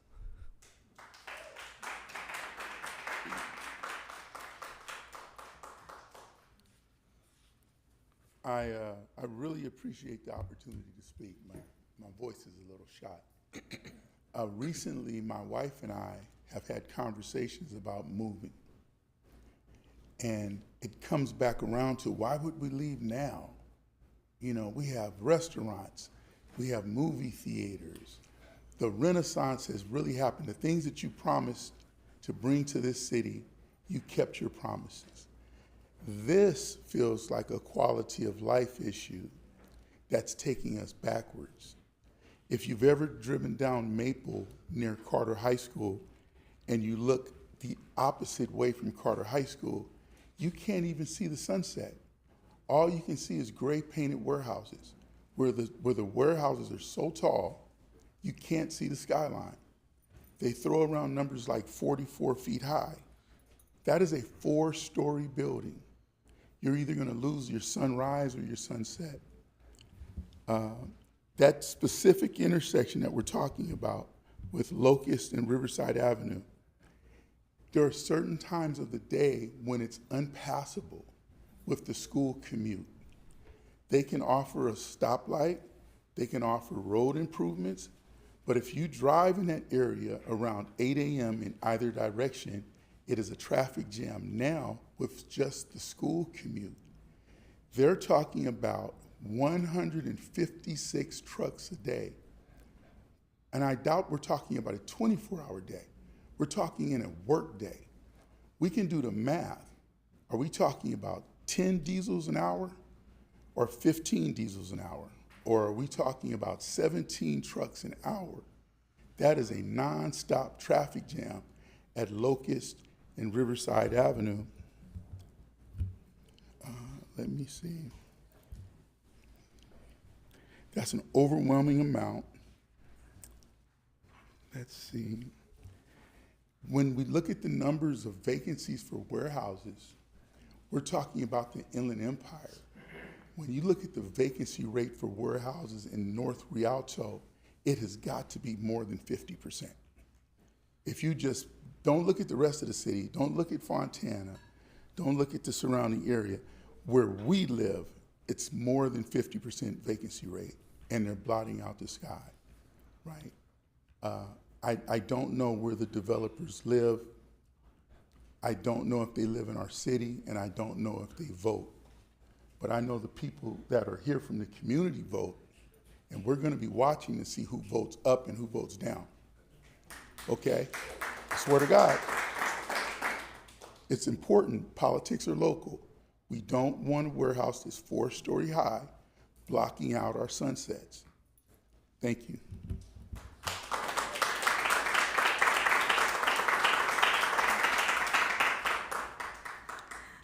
Thank you, Madam Mayor, Pro Tem Mayor, City Council, for the opportunity to express our concerns. My name is Tapua Makombe. I have lived on West Coast Boulevard since 1999. I moved there with my husband as a very young couple. We were attracted to that residence because it's very quiet, it's large property, and it was very family oriented. We've loved living there all these years. When we moved there, the 210 freeway was not there, Carter High was not there, the Renaissance Mall was not there, and we've appreciated all that growth because that has been good for our neighborhood. However, as everyone has expressed, since then we've had all these warehouses being built, especially up in North Rialto. Up and down Locust, everyone has already mentioned that. We have warehouses that are vacant. We have traffic on Locust that is heavy. I walk my dog every morning between 5:30 and 6 a.m. And during that time, that is just on Locust up to the end of where the dirt road starts. You can hear the heavy traffic already on Locust at that time of the morning. The trucks going up and down, the trucks blowing their horns. I don't know why they're blowing their horns at that time of the morning, but the noise pollution is already that loud all the way down to the end of the dirt street that we can hear. So that is a very big concern for myself and my family, as well as my neighbors in my community. We also have, I think the gentleman talked about the quality of health, which is a very big issue for us. We're already feeling it in that area, again, because of that heavy traffic. The quality of health is not good, it's smoggy, and like you said, you cannot see the sunset or the sunrise because of that heavy traffic that's going up and down in that area. So that is a very big concern. In addition, I also mentioned that I walk my dog every morning and in the evenings as well. We are a very young community, vibrant community with young families. Quite often, I see young family members pushing the strollers on the streets with their children. So that tells me that we have very young families there. I see other families walking their dogs. Our dogs are our pets, they are our lives. They can be affected as well by the quality of health. There's also the safety issue. I live maybe 4 houses down from where they're going to build. But at the same time, I'm kind of on the corner where it turns into Maple. And that area is already very dangerous. We get trucks coming around, and they get confused and they get lost because we do have a sign that says not a through street. So they start backing up and trying to go back, and that becomes a very dangerous area. So we have traffic going back and forth. Even though that is a dirt road, we do have traffic that comes through from parents taking their children to Carter High School. So there is traffic as well from other parents. So that can become a concern for those parents that are trying to go to Carter High School for their children. In addition, I think everyone already mentioned that we have children walking to school. We have children skateboarding on our street. That is a major safety concern. My community and neighbors have already mentioned quite a few concerns. All I'm here asking is I urge you to say no to this building of this warehouse, consider other options. I think Yesenia said it very beautifully when she said there's nothing in North Rialto for us. Everything is in South Rialto. If we have to go to the gym, it's way down in South Rialto. If we have to go to the restaurant, it's way further down. Everything in our area is all warehouses. Maybe consider something that would benefit our community, that would benefit our neighborhood. I know sometimes there's a subject of warehouses to benefit jobs, but honestly, I don't think I want my child to work in a warehouse. I think we should think higher than that, send our children to college so they can aspire for something higher than to work for warehouses. That can be a temporary thing, but are we promoting our children to be satisfied with working just in a warehouse? I know sometimes that is also mentioned as that's a benefit to the community, but I don't see that as a benefit because it doesn't promote our children to go higher than necessarily with a warehouse. So I'm urging you to consider saying no to the warehouse, consider another option for that land. I think all my neighbors have also asked, in addition, if anything else, if this goes through, we ask that you make West Coast a cul-de-sac. Close it up so that there's no traffic that goes back and forth, because we're also concerned about during constructions, where are the workers going to park? Are they going to be parking on our streets? Does that guarantee that even after construction, those workers will not be parking on our streets? So that's another concern that we have. So please, I urge you to think of us as a community. I love Rialto. I love living on West Coast. So thank you. Thank you.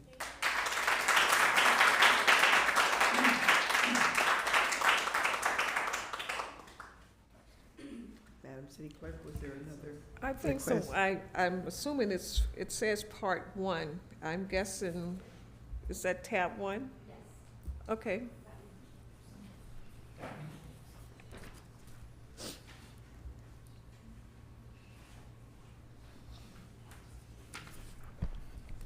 Good evening, Council, Mayor. My name is Myrna Reese, and I am a resident of Rialto, North Rialto. I've been a resident for the last 23 years. And I too, I'm not gonna take my full time because everybody has said pretty much the concerns that we have. I appreciate everybody paying attention to me right now, Mr. Trujillo.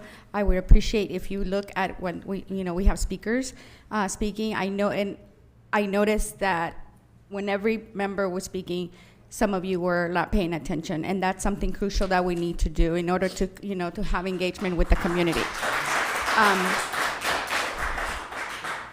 I'm not, I echo everything that was said. We have to remember what's the benefit of the community. That was your oath when you were standing here with your hand raised, that you were gonna be that voice for the community. So let's remember we do that. I noticed with the slides, the contributions, how much they're bribing some of you. The architectural design looks really nice and pretty on the slide, with the flowers, but it doesn't show the reality, right? The house is right behind, the house is right next to it, the effect that it's gonna have on the kids, and that's our future, our children. That's something that you guys need to look at as well. I know some of you guys have kids. Think about that. Put yourselves in our shoes, the ones that live up in North Rialto. It will definitely affect us. So I hope that you guys make the right decision. Just take the steps. You know what to do. Take the steps to to protect our community. Thank you.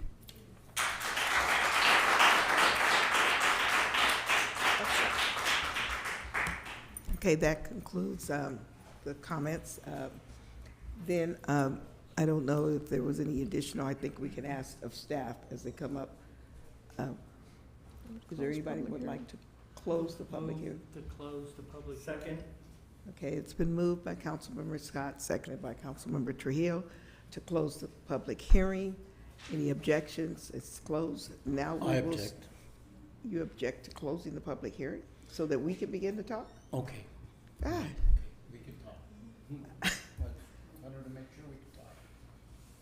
No, I withdraw my objection. This is the procedure, right? If there's more, we've had the public come out, and now staff is ready if we have questions from them, as well as the applicant, as well as the community development. So we've closed the public hearing. Now we can have your comments. And do you have comments, Councilmember Scott? I have comments and questions. You want to make comments? Could you? My first question, Mr. Casey, is the height is 40 feet to 44.5 feet? That's correct. Yeah. And is that just because that's the new warehouse standard? Yes, the applicant's proposing an interior height. Did you have any conversation with the applicant about building a lesser height? That is something that they proposed, yeah, just the industry standard.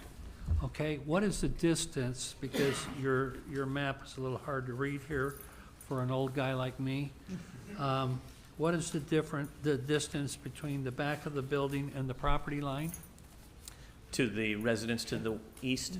That distance? Correct. Is referring to? Okay. Correct. It kind of varies because it's kind of on an angle there. At the closest point, the building would be 86 feet from the building to their property line. Okay, and this project did not come to EDC, is that correct? No, yes, did not go before EDC. Can you tell me why it didn't come to EDC? Typically, EDC, and staff would bring an item to EDC if it involved like a zone change or a specific plan amendment, and in this case, there is no zone change or specific plan Well, amendment. I would swear that staff told me they bring all warehouses to the EDC. Okay. So I'm curious to know why this one didn't come, and I hope it's not because everybody in this city, or at least in City Hall, knows that I have an issue about building warehouses too close to homes. And the lady that spoke of, or the gentleman, I don't know which it was, that spoke of the warehouses over by Carter High, I think you and I have actually gone up there together to look at that monstrosity. So first off, I have a concern with that, a big concern. I also have a concern with the height, because I would hate to think that I've lived in my house for 19 or 20 years and I can no longer see the sunset, sitting in my backyard enjoying a barbecue. I'm just telling you like it is. The comments about, you know, I know everybody wants a grocery store up there, and the mayor and I especially have worked awful hard to try to get a grocery store, and we've gotten no commitment. So I'd like to hear from you tonight. Has anybody looked at this property or any of the surrounding property for a grocery store by chance? No, none that I'm aware of. So have you had any occasion of any of the grocery chains requesting whether or not there are properties available up in the north end of the city? I'm not aware of any grocery chain approaching the city staff about Okay, locating. I know the mayor and I have met with Cardenas, Vons, Sprouts. I think Sprouts would like to be up there if they could find a spot. Vons, and they've all told us no. We had that conversation today at ICSC. My other question is, why the objection to the residents' requests, and I even saw it in one of the documents, of closing off West Coast Boulevard? Cul-de-sac. Because I gotta tell you, you can say trucks are not gonna go down West Coast all you want, but they're going to go down West Coast. And they're gonna go through that neighborhood. And I hate, again, to say this, but I would hate to live in a community for 19 or 20 years and have trucks going down the street. So I think where I'm trying to get with you is shame on staff for not bringing this to EDC, because the mayor and I would have brought up some of these issues.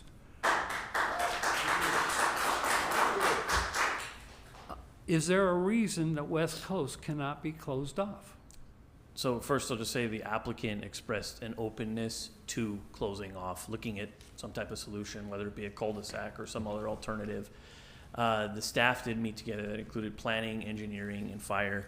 And the concern is that there are a number of residences up there, 77 to be specific, that in closing off West Coast would only have one point of access out in the event of an emergency. First off, it's a dirt road, correct? It is a dirt road. So I don't know if the fire chief's in the room tonight, but I can tell you, he's not taking that tiller down a dirt road. No, they don't. They will not go down a dirt road. So that's kind of a moot point. And these people have been here how many years? A lot of years. So I just don't think we're listening to our residents here. And I don't see any reason that West Coast could not be closed off and there could not be some compromises. I'm not against the project. Locust has got a lot of warehouses on it, and Locust really needs to be cleaned up, frankly. There's a lot of junk. That construction yard you got over there is a dump. So there's a lot of things that need to be done in that area. But it doesn't seem like we're working very well with people. And for us to say that we had community meetings and community outreach, and I see this many residents come in here, and a lot of times when we have these warehouse meetings, they're not residents. But I believe every one of these people are residents. We are. And there's something wrong there. So I just really have a problem without going back to the drawing board and working out some things here. So I want to hear what the rest of my council members have to say, but I'm probably going to ask that we continue this item and bring it to EDC. Okay. I see Councilmember Baca has his light on next. Well, thank you very much, Mayor. First of all, I'd like to state that I voted against every warehouse that has been built since I've been on the council. But I do appreciate the owner indicating that he would develop and own it and not sell it. So I appreciate that, and I hope he can consider building something else in that area, like retail, commercial, grocery stores, parks, recreation. Some of the comments that are said out here that would be improve the quality of life for the Inland Empire and provide a lot of service to people in the north end of Rialto, which is very important. They've been ignored too long, so hopefully we can consider that. And I like the last comment that my member on the council said, hopefully we can continue with this and not make a decision. But I have some questions in reference to Daniel. How many empty warehouses do we have in the city of Rialto? Do you know? Recently, I did conduct a survey that was presented to the Planning Commission about 3 or 4 months ago, and that survey identified about 80 warehouses in total exist in the city of Rialto, and of those, about 7 or 8 were vacant at the time. I think people are saying that there's more vacancies, than that, Daniel. Because at least the 6 that I know are vacant right now, but since I voted out here. But let me ask another question to you, Daniel. The last ERA that was done, it was done 3 years ago. Why didn't we do another one that would comply with some of the changes or laws that are currently in place? Are you referring to that? I'm reading the analysis, and I'm just asking a question on the appeals that was done. It says that the last one was done 3 years ago. 1997. Yeah, and one has not been done since then. And it seems like we would have done an ERA that is current with the current laws and changes that have been implemented. So I'll answer this, and then I'll also bring up the environmental consultant to also add to this. There is an environmental analysis that was prepared for this project. That is the addendum. The addendum was prepared with multiple technical studies to look at what the impact of this project would be. And those studies were then, that were prepared specifically for the project, were then compared to what was analyzed in the environmental impact report from 1997, the Rialto Airport specific plan. But there are studies that were prepared specifically. But have we done one now? Yes, the Bottom studies question, are prepared have we for done a this current ERA? There is an addendum that's been prepared specifically for this project. Have we done one? For Answer this- yes or no. Yes, there was an environmental prepared for this project. Okay. Then my next question then would be, I still am not convinced. My next question is, as I looked at the report, it said that 214 letters were sent out on October of 23 via email. 214 letters, both in Spanish and English. But it's coincidental to me, no, I know that people are out there, it's coincidental to me that the same number of letters were sent out on July 1st to 214. It seems like there are more residents, and why didn't we send out to more? And why is it that we only identified those 214 and not the other residents or these residents that are here right now? I mean, I'm just curious. You know, I'm just looking at what you're submitting to us, and it makes it look like, wow, you know, October 23rd, 214 letters went out. Oops, July 1st, 214 letters went out. That they go to the same people that were going to respond or not respond, I don't know. But we need to look at how many residents are within that area, that more letters could have gone out both in English and in Spanish with ample time for them to respond to the developer or to you in terms of their concerns. I mean, they've come up with some good concerns right now in terms of even having a cul-de-sac, you know, in that road, the traffic congestion in that area, the impact it's going to have on a lot of our kids that are walking to school. I mean, we've got to take everything into consideration before we actually make a decision in terms of what's going on. And, you know, that's why I would uphold the appeal. You know, I would have, you know, but, you know, we're now at another stage of just approving the hearing, and then we'll come back in November, apparently, right? Are we going to come back with this project in November or, No. or whenever? Council member, if we choose to continue till November, we would not be approving a hearing. We would not be acting on anything right now. No, not now, but Yeah. would we come back on this particular project?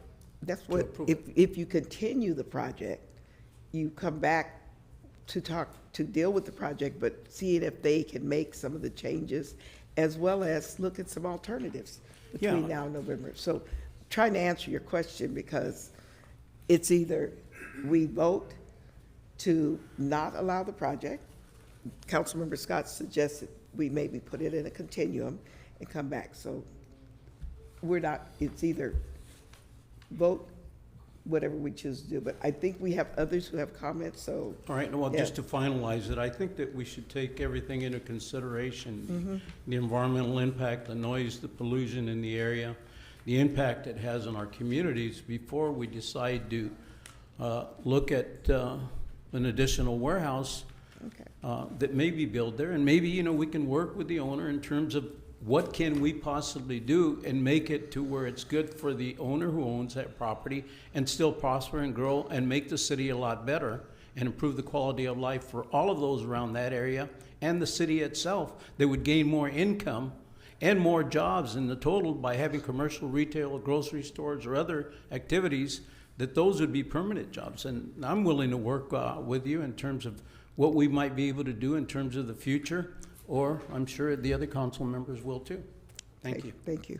I believe Councilmember Trujillo had his, and then he put his light on before you, and then Mayor Pro Tem, if you don't mind. No problem. I just wanted to thank the 11 speakers Then that I'll go came up. last if you don't mind.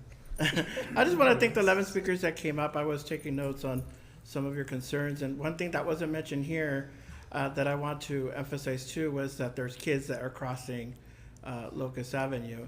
And I think, you know, as we talk about the traffic light, that we should also think about creating other kind of changes there to be able to draw attention to the crosswalk. We want to make sure that the kids are safe. Right now, there's a lot of traffic there just for the residents that are coming in. That should have been part of our safe routes to school in the past. I'm hoping that the modifications happening, that we take care of our youngest residents who are crossing the street. I looked at all the school boundaries. That intersection is in the middle of elementary, middle school, and high school. So there are students that are coming back and forth along that intersection, and I want to make sure that that's taken care of. I listened to the other points. You know, I hear what you guys are saying. I think there's a lot more work to do on this project, and I look forward to seeing my colleagues kind of go to the Economic Development Committee and be able to address how to modify it so that our residents are able to have improvements in terms of what plan was proposed today. But definitely, I want to make sure that the traffic safety is a big key element of this, and I want to make sure everybody is safe. Thank you.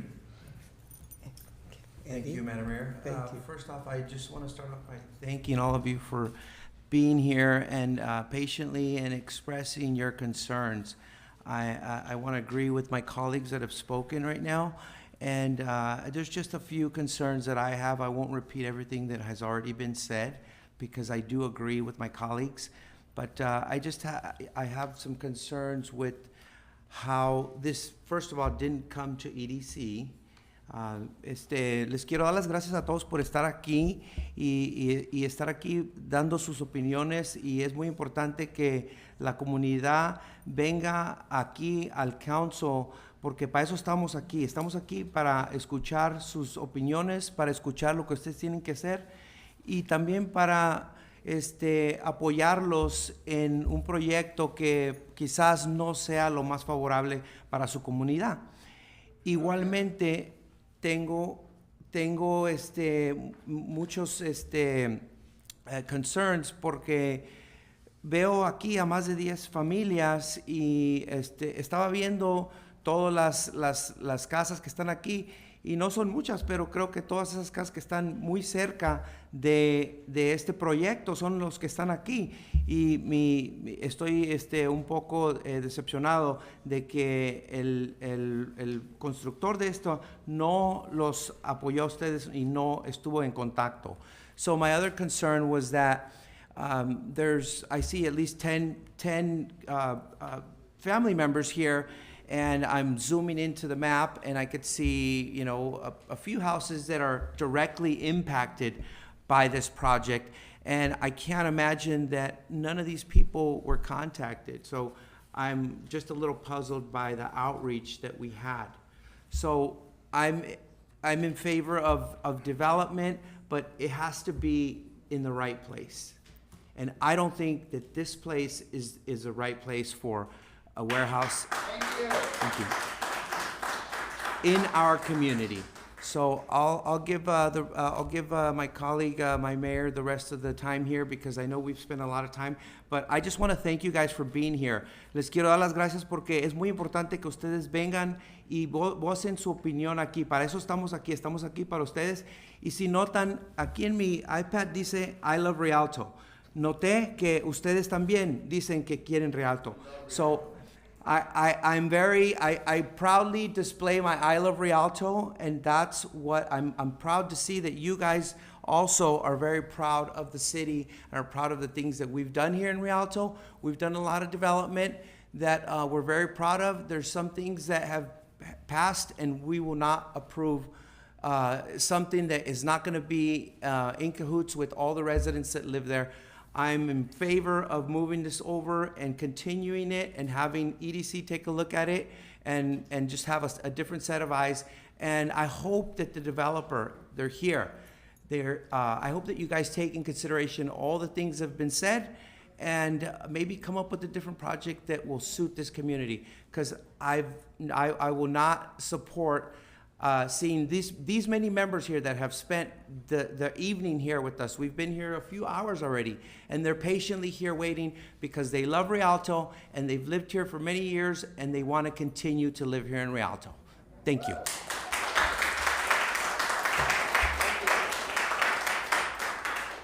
Okay. Thank you, guys. Thank you, colleagues. Thank you, the residents, audience, for listening to everyone. I, too, have some concerns and some questions.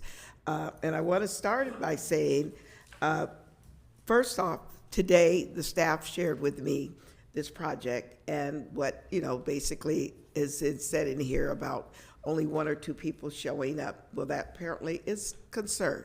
Then I get this, which I didn't have when we were talking. And I was away today with staff looking at trying to bring some of those things that you guys are talking about, International Council of Shopping Centers. So the director and Daniel and all of us were in Palm Springs looking at other things to bring to what Councilmember Scott said.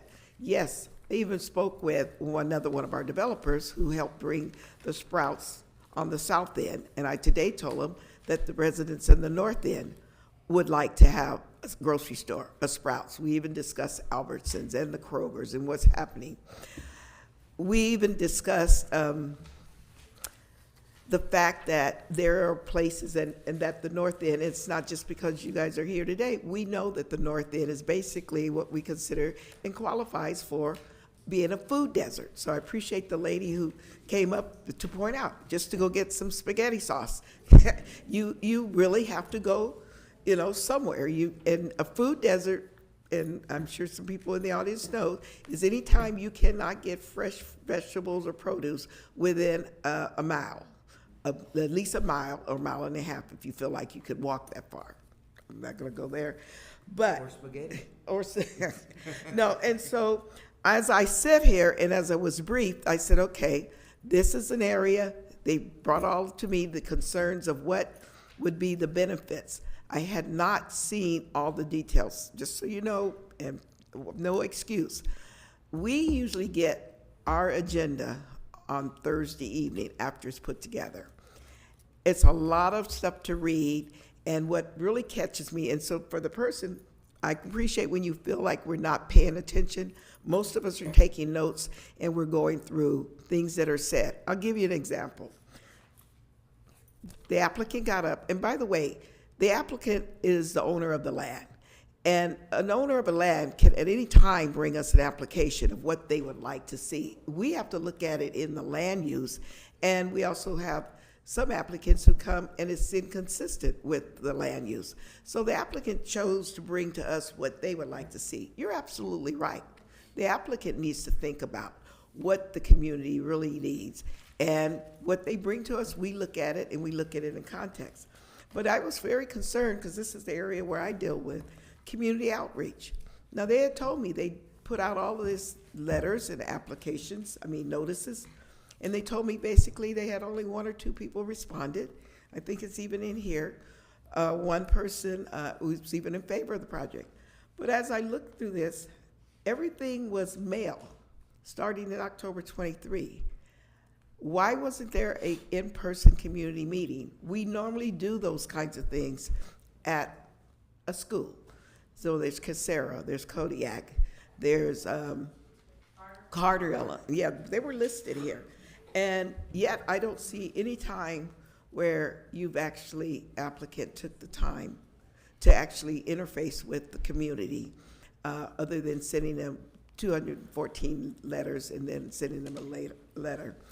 It's apparent that some people have gotten up and said that they never had any contact. So that definitely makes a concern. The other things that concern me about the food desert is the timing is everything. And you mentioned you started this project and you looked at it when we had Mr. Steele here, and he encouraged you to assemble the parcels. But I don't think he encouraged anybody to go do another warehouse. What I'm seeing is this is, even with your activities, it's still another warehouse, a spec building. You have no tenant, I would assume. There's no tenant right now, and tenants are what we really need so that we actually know what's going in it.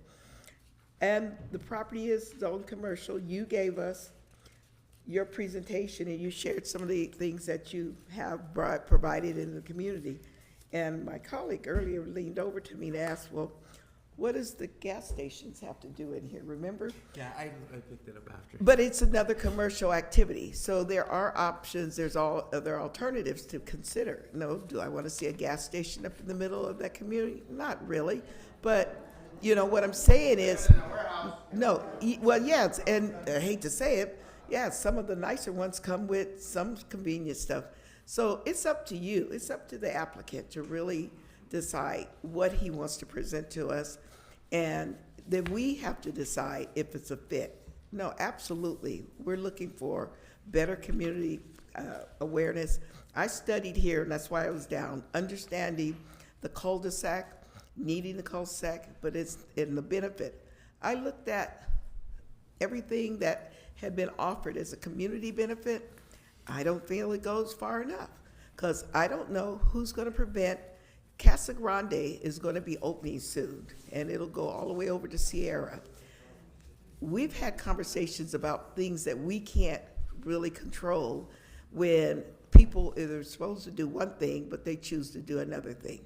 Casa Grande is a major street, and if I'm not mistaken, Casa Grande still doesn't have all the sidewalks built out on it. Okay, and then we're talking about, and the environmental consultant, I have a real problem when you put in here comments for me, and people know, some know my background, some don't, that you tell me you're gonna bring no more than 153 cars a day, 253, because the parking is larger than the trucks and the amount of trucks, and yet there's no real plan, and you say there'll be no impact. Project will not result in any new impacts not previously analyzed in the RASP. For those of you who don't know, RSSP means the Rialto Airport Specific Plan. The Rialto Airport Specific Plan is technically south of the 210. Okay, so I get really suspicious when we say that. Trucks will only use Locust Avenue, which is designated a truck route. Well, who's going to stop them if they choose to come in off of Sierra and come down Casa Grande to get to Locust? There needs to be, if you do something else, we need to see that somebody's going to commit to a safe routes to school project, which really brings up a different level of types of services, because you do have kids out there. You already have schools. You have people walking. So I could go on, but. And then the information that Ms. Gonzalez provided, and this is something that's very kind of telling. While we may be still remaining low in the national average for vacancies in Southern California, but the size of the warehouse that's being proposed, between the 201 to 500,000 square feet, is extremely high in terms of numbers of vacancies. I think I'm willing to say it can go back. I really would like you to think about what could you bring to the community if you are planning on owning the property and doing. We're looking at, I'm constantly pitching Locust and Riverside Avenue as an opportunity for a shopping mall or grocery store, something along that corridor. If not, even looking at something different in this area, but it's very hard to even sit here and for me to make sense of how do we think that we would actually be able to manage the activity of what's going up and down Locust. Locust is already going to be designated a truck route, but who is going to maintain? And I think signals, things that have to really be here. There's much more, but I would recommend, and I think we've concurred, we'd like to see you continue the project. You have a right to develop the land. You own the land. It's already in a industrial use because it was a contract yard. If we are to prevent you from doing something, then basically we are doing what we call inverse condemnation to you, the owner of the land, because we're not allowing you to proceed. But I think that we could work on coming up with something that would be mutually beneficial. I don't know. There's a lot of things that I could see would be great opportunity and enhancement, but food items that could be beneficial, I think it would benefit you and what's going on in there. So if somebody wants to make a motion to continue. I have a question. Oh, okay, I'm sorry. Go ahead. I have a Councilman. question in reference to the attorney. There was also in here the appeal process. Do we have to take an action on the appeal process to uphold the appeal? You can continue that decision tonight. Your action, there's 3 actions available, 4 really. One is to uphold the appeal and deny the project. Another is to deny the appeal and uphold the project. Another one is to modify the project or continue this for subsequent discussions. And so you can take any of those actions tonight. Well, I'd like to make a motion then that we uphold the appeal.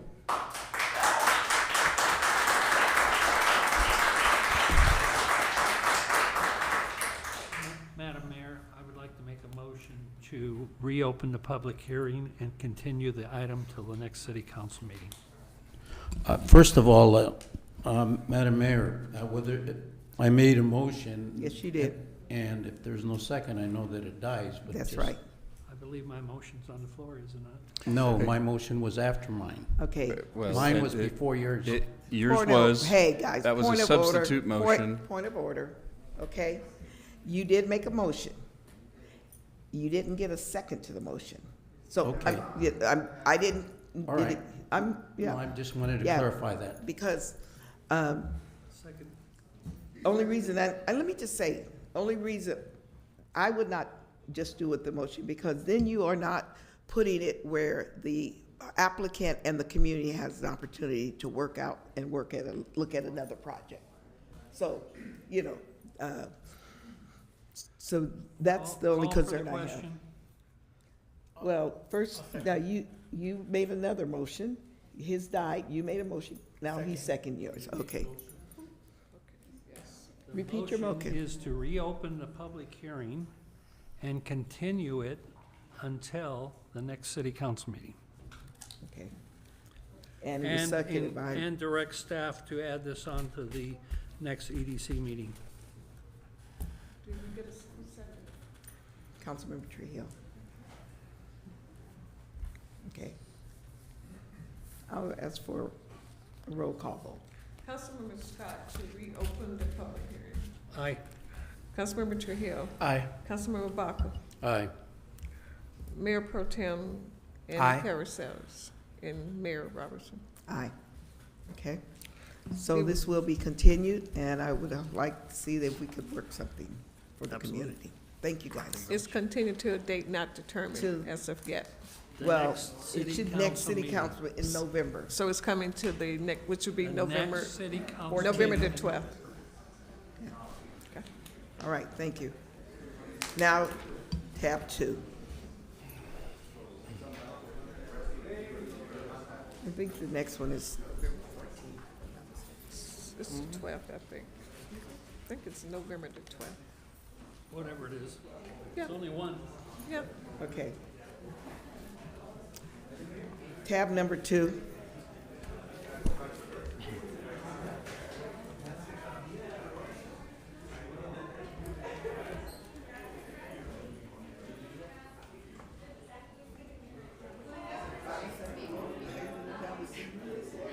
All right. All right. Good evening, Mayor and Council. Tab 2, the item before you is to request the City Council adopt resolution number 8297 to appoint John Rossi as the Interim Utilities Director and approve the corresponding employment agreement. So earlier this evening, as part of the consent calendar, we updated the classification for the Utilities Manager position to create the Utilities Director position. This role has been vacant since the retirement of the previous person in December of 2023. Since that time, the utilities team has worked to maintain the ongoing operations of the department, but while we work to actively recruit for the new utilities director position, we are recommending the approval of John Rossi as the interim director. So John is with us in the audience tonight. He has a distinguished career in public utilities. He was a former general manager of the Western Municipal Water District, where he was responsible for the 500 square mile water district, including wholesale, retail water, wastewater, and reclaimed water operations. Move approval. Second. It's been moved by Councilmember Baca, seconded by Councilmember Scott, and yes, okay, I will acknowledge, go right ahead. Right. I just So, wanted to just get. a clarification on tab 2 on the engagement contract. So it's written that the pay rate is $92.12, but in numeric numbers it says it's $117.99. Which one is the accurate one? Oh, it should be the updated rate of the $117.99. I think that's what's in the resolution, based off of the new classification. Right. So that the contract that's in the Oh, and the packet employment is agreement needs to be correct. updated. Okay. Okay, we'll make sure So that's updated before it's executed. The correct rate is $117.99. 99. Okay. Okay, all right, thank you. Thank It's been moved and second. Any objections to the motion? Hearing none, motion carries. Thank you. Mr. Rossi, would you like to come forward, though, and just briefly make a comment so that the community can see you while we're still on Absolutely. TV land? I appreciate the opportunity. Honorable Mayor, Mayor Pro Tem, members of the council, had a chance to work in the community and work in the area 35 years in water and wastewater. So I look forward. I have both an operations and financial background, so I think that would give me an opportunity to help you with the concessionary agreement with the water and wastewater utilities. So I look forward to doing that, and we'll be around and excited about the opportunity. Thank you. Well, thank you. Welcome on board. I look forward to using your background to help us. We're in some choppy moments right now, so you're Welcome choppy to water. the Rialto team. Thank you very much. Thank you. I appreciate Yes. it. Thank you. Okay, tab 3. That we already did. You make the motion. And then she said, anybody object? Did nobody object, so. Get with me over here. Moving on. Okay, you guys. Mr. Sullivan. All right, good evening again, Madam Mayor, Mayor Pro Tem, and members of council. The item before you requests the council's authorization to award a construction contract to PTM General Engineering in the amount of $226,026 for the Cedar Avenue and Merrill Avenue left turn phasing project, and authorize the city manager or their designee to execute all related documents. Move approval. Second. It's been moved by Councilmember Scott, seconded by Councilmember Trujillo. Is there any objections? No objection, just a okay. question. Councilmember Baca, please. Where is this firm from? So where are you guys out of? PTM? Riverside. So PTM has also done work for the city in the past on Ayala and Fitzgerald and Baseline and Acacia. So That's it. Thank you. Okay, any objections? Hearing none, motion carried, but did you have something else you wanted to say? No, not at all. I was going to follow up with Councilmember Scott's question. When did you say it was starting? We're looking at lead times of probably 3 to 6 months at least on materials. So completion will most likely be early summer of next year. What? With lead times on traffic signal components right now is what Okay. we're seeing. Yeah, that's true. So it's been not very friendly to the industry. Okay. So Maybe you should pre-order stuff. Okay. we do have some for other projects pre-ordered. So. Tab 4 is yours. Go right ahead. Thank you, Madam Mayor. So for your consideration, tonight is the award of a construction contract with CJ Concrete Construction in the amount of $1,097,675 for the Merrill Avenue Safe Routes to School project. Authorize a contract change order request in the amount of $204,540 with Prescience Corporation pursuant to the city's on-call agreement for construction management, inspection, and materials testing services. Adopt a budget amendment for fiscal year 24-25 and appropriate $400,000 from the local Measure I fund, and authorize the city manager or their designee to execute all related documents. So the proposed project limits are included in tonight's report as attachment 1. The project aims to improve pedestrian safety near Boyd Elementary School by installing sidewalks, ADA-compliant curb ramps, signage, and infiltration basins. All of these improvements are within the city's right-of-way and because there are no sidewalks currently in place, some of the homeowners have made improvements within the right-of-way. Staff began outreach throughout the neighborhoods in April and again in June to address any conflicts in anticipation of this project. So overall feedback from the residents has been positive. The city released a request for bids for the project in August, and CJ Concrete Construction submitted the lowest responsible and responsive bid. A bid summary is included in tonight's report. In addition to awarding the construction contract, staff is requesting the council to authorize a contract change order with Pre-Science Corporation for the construction management, inspection, and materials testing. Funding comes from a combination of Transportation Development Act grant funds and local Measure I funds. No general fund dollars will be used towards this project. So thank you, and this concludes my presentation. A representative is here as well as myself for questions. Okay, well, I have a question if no one else has a question. Just in general, I know you did the bids, but I noticed that we had some firms that bid it that were local. And why, any comment on why their bid is higher than the bid that we got from the company, because they're local, and I think the ability to deal with mobilizing seems like it would be less. So Yeah, how do we just open the bids, or do we compare? Yeah, I don't have an answer as to why the bid dollars came into where they are. Mobilization is a bid line item for each individual contractor to bid on and put a dollar amount in that line item. So in this project, is there a contingency? And the contingency on this project? Yeah. On the line item, there is a small contingency in that. Usually it's in for unforeseens in the bid document. I don't have the bid document in front of me, so I can't answer the exact dollar amount. Okay. All right. Thank you. Anybody with motion to accept the project? Move approval. Second. It's been moved by Councilmember Scott, now seconded by Councilmember Baca. No objections. The motion carries. Thank Number 5, please.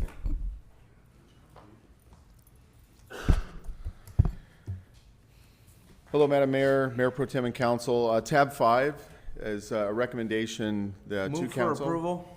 Second. Moved by Mayor Pro Tem Carazellis, and I think seconded by Councilmember Trujillo. Any objections? Hearing none. I do have a quick question. Yes, sir. Chief, are there any fire vehicles in this request? No, sir. Thank you. Madam Mayor, I have no objections to it. The only question is that maybe we should look for automobile dealer here in the city of Rialto so we can purchase them right here instead of going somewhere else. Okay. No objections. Thank you, Chief. Motion carries. So, thank you, Madam Mayor. I actually have tab 6 also. Just before I get into tab 6, I just want to have the members of the police department's committee stand up so you can kind of see the support. This is just half the committee. I also have, and just so you know, it's Sergeant Royce, Sergeant Robert Morales, Supervisor Jackie Morales, our lead in records, Giovanna Lowell, Officers Michael DeAnda, the supervisor in IT, Ricky Tankersley, Sergeant Palmer, and then our IA assistant, office specialist is Annette Mayer. This is just a piece of the folks that helped us with this next item. I do have Brett Kelber from the Central Square, who's flew all the way out here from Colorado, and then also you've know the company NPSG. That is helped us with this item. So the item is actually the new CAD and RMS system that we desperately need. What you're approving is a 5-year master service agreement with Central Square Technologies for $2,828,922 for development and implementation and maintenance of an upgraded computer-aided dispatch Move center. approval. Second. Did you have anyone, did you want the vendor who flew in to have anything to say, or just? No, I just wanted You you to wanna make know, sure I he know, was in the I know, room. yeah, council, I know that you like contractors to come out. That's right. Central Square is going to be a good partner for us. We actually have their product right now, so this is just an upgrade for us. But just in case you had any questions about how this CAD implementation was going to work, my request for a CAD RMS administrator that will be coming back to you. The gentleman here came from Colorado, Brett, but no, there's no need to answer any questions. We're good. So, thank you. I just know you're continuing to keep this community safe, so that's why we moved and seconded it. I appreciate that. Thank you, and up on technology too. Any So, thank you so objections? much. Hearing none, motion carries. Thank you. Thank you. All right, that concludes the business at hand for today. And in the interest of time, who would like to go first? I'm gonna start drawing straws, short straws. Okay, Councilmember Baca. I'll go this way this time. Go first. Go ahead. Councilmember Well, Scott went first. thank you, Madam Mayor. This past Thank you, guys. couple of weeks, I attended the Senior Health and Wellness Expo and the Senior Craft and Hobby at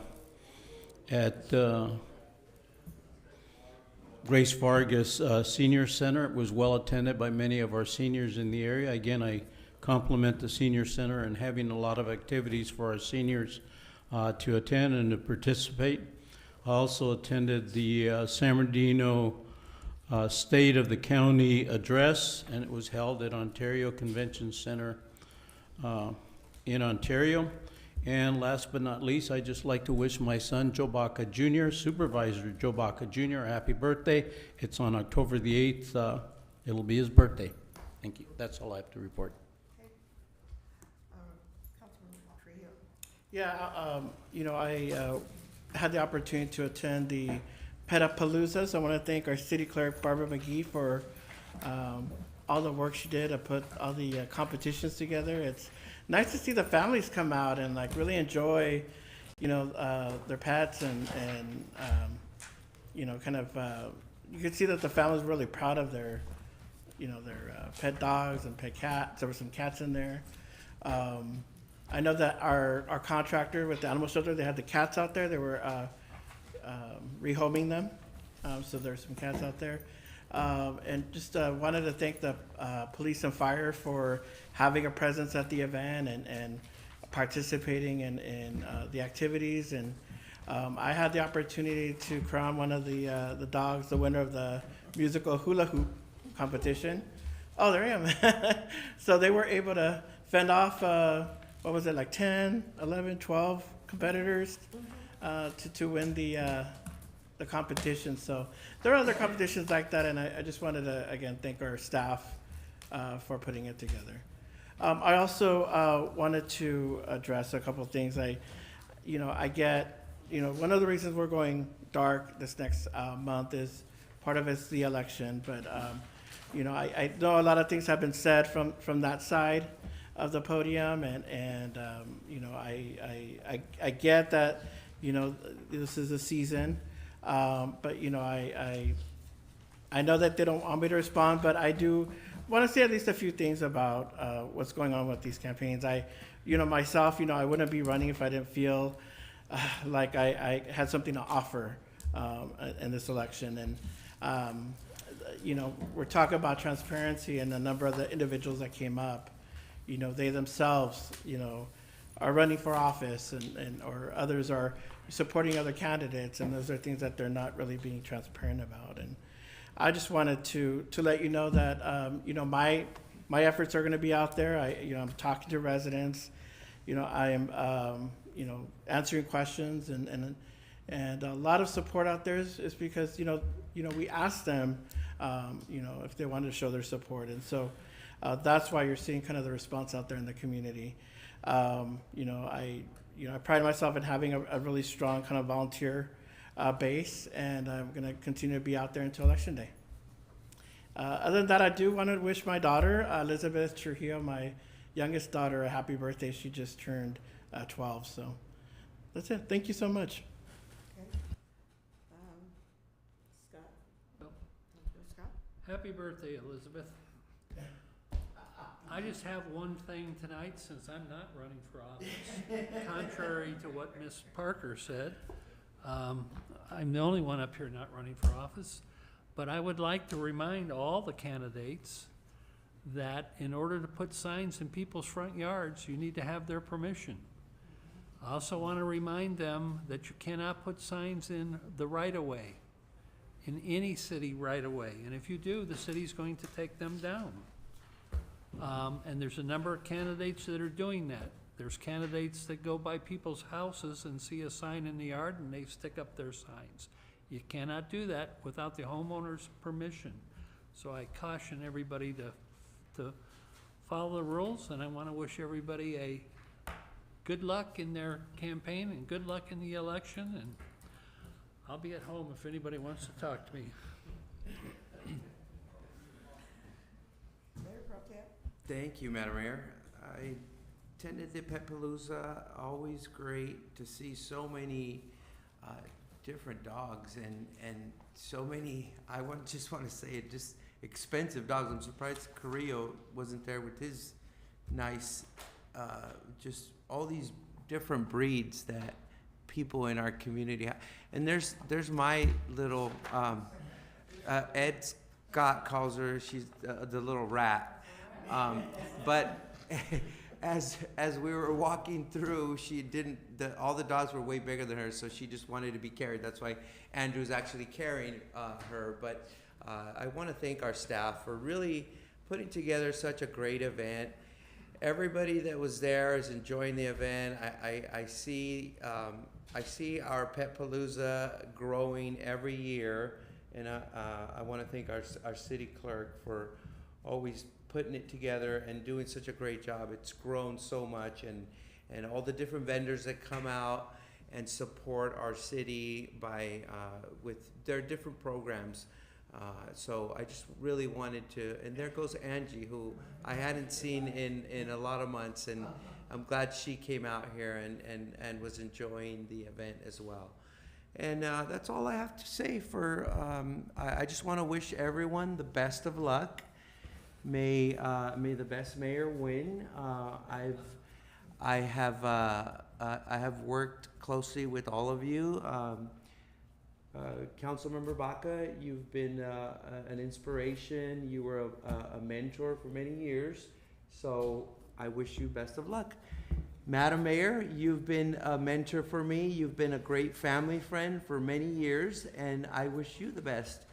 Councilmember Trujillo, you've been my colleague. We've been working together. You've taught me a lot, and I wish you the best. So,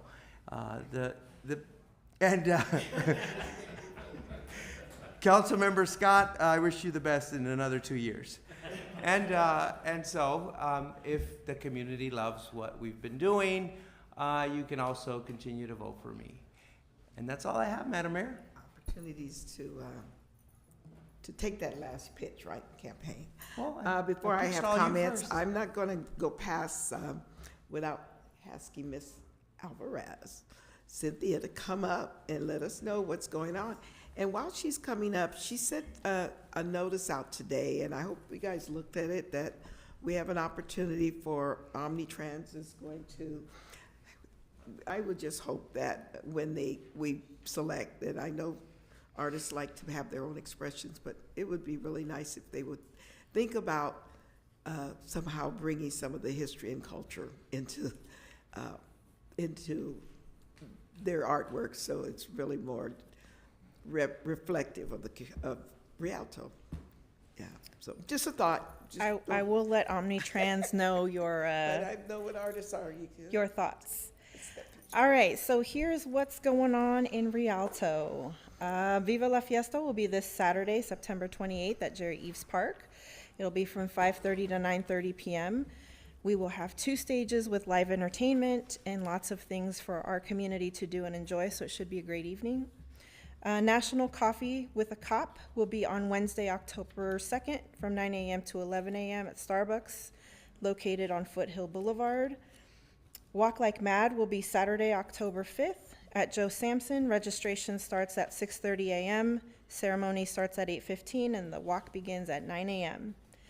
Swim lesson registrations will start on Saturday, October 5th. It will open online or in person at 7 a.m. They will go fast, so I anticipate that it'll be full that day. Black on the Block's Young Entrepreneur Expo will be Saturday, October 5th at Rialto City Park from 10 to 4 p.m. Our Floating Pumpkin Patch will be Saturday, October 19th at Tom Sawyer Pool from 10 a.m. to 2 p.m.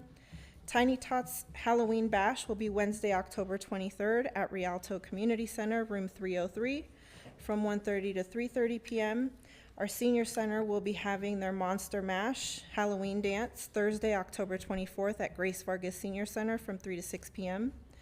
Halloween Hijinks will be Thursday, October 31st here at the Civic Center from 5:30 to 9:30 p.m. And some future save the dates will be Rialto's Run Around the Rocks will be Sunday, November 17th. Registration starts at 7 a.m. Race starts at 8. And we will be ending our year with our Rialto Holiday Festival and Parade Saturday, December 7th here at the Civic Center. Parade starts at 5:30 p.m. And we will have all of our regular festivities, including our snow hill, which our community loves to go down. And that's it, till November. Good, thank you. And my closing comments would be that basically some of the things that I was accomplishing this past week, I did go out for the U.S. Conference of Mayors Fall Leadership, and it was in Boston.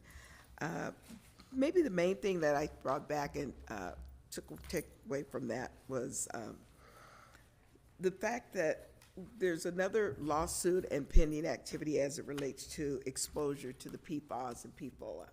And there is something that I think at some point those who have been in the firefighting, and I talked with the chief about it, is that there's going to be another level of the presumptive that any exposures that, or anybody comes up with cancer is probably that they have had exposure and work related to that. So it was just kind of important, and I'm glad that we had the president of the International Firefighters Association there and the attorneys to let us know. I came back and asked our fire chief if one of our fire persons had recently passed due to the cancer, and I think it is recognized that we're going to see more and more increase. And then the other thing, yesterday and today, with Kobe and with Daniel, we went down to Palm Springs for the International Council of Shopping Center, which you guys have done and gone at different times, more in Vegas. And I would just like to say, this one this year was quite busy, quite a lot of activity, a lot of commercial business activities, looking at opportunities. We had a chance to meet some of our people who already owns commercial property. I was happy to talk with them. If you don't know, the Wiener Schnitzel that is the paper, has the screening around it right now, is going to be another Starbucks that will be up on Baseline and Baseline and Riverside. So that's Reliable Properties. And then we also ran into another company that would love to be here in Rialto, another coffee one. And I don't know if any of you are familiar with, they've started off small like most, and now it's called Nosy Neighbors. And Nosy Neighbors is in Claremont, and they've got another couple of, so that was some of the more desires to be in downtown. We also spoke with another hotel that is a Wyndham product, and I'll say that it's it really hasn't come to California yet. So staff did get the contact. The person, it's similar to the extended stay model, only I would say a little bit more upscale and lessons learned from extended stay. So a lot of contact, a lot of activity, and onward. We were looking for things that we could bring to the community. So yes, Councilman. Yes, first of all, Mayor, thank you very much for mentioning the cancer presumption at the conference you attended in, was it Texas or what area were you at? Oh, it was Boston. Boston, okay, in Boston. Glad you brought that up. I went from Shaking and Bacon, the Ring of Fire, to Carolina hurricanes. That's what the weather was like. But I'm glad you mentioned it because I carried actually, that California has a cancer presumption bill that I carried for both police and fire while I was in the state legislature. So we're way advanced of other states that don't have that. And so it's good that you did. And I'm glad you mentioned too as well, Mayor, because I think it's very important, is that we have look at hotels in the area and that you're looking at that as well, probably the rest of us here as well on the council. So thank you very much. And also, Newmark Merrill was meeting with Pacifica with regards to trying to see if they could work out the pathway between, the easement between the two shopping centers. And so that was good to know that, you know, that conversation was coming, yes. And so, no, it was very productive, and look forward to seeing something happen in our area. So anything else for the good of the order? If not, I know it's 9:46. Move to adjourn, seconded by Councilmember Trios, seconded by Mayor Pro Tem Carazellis. Any objections? Hearing none, we are adjourned.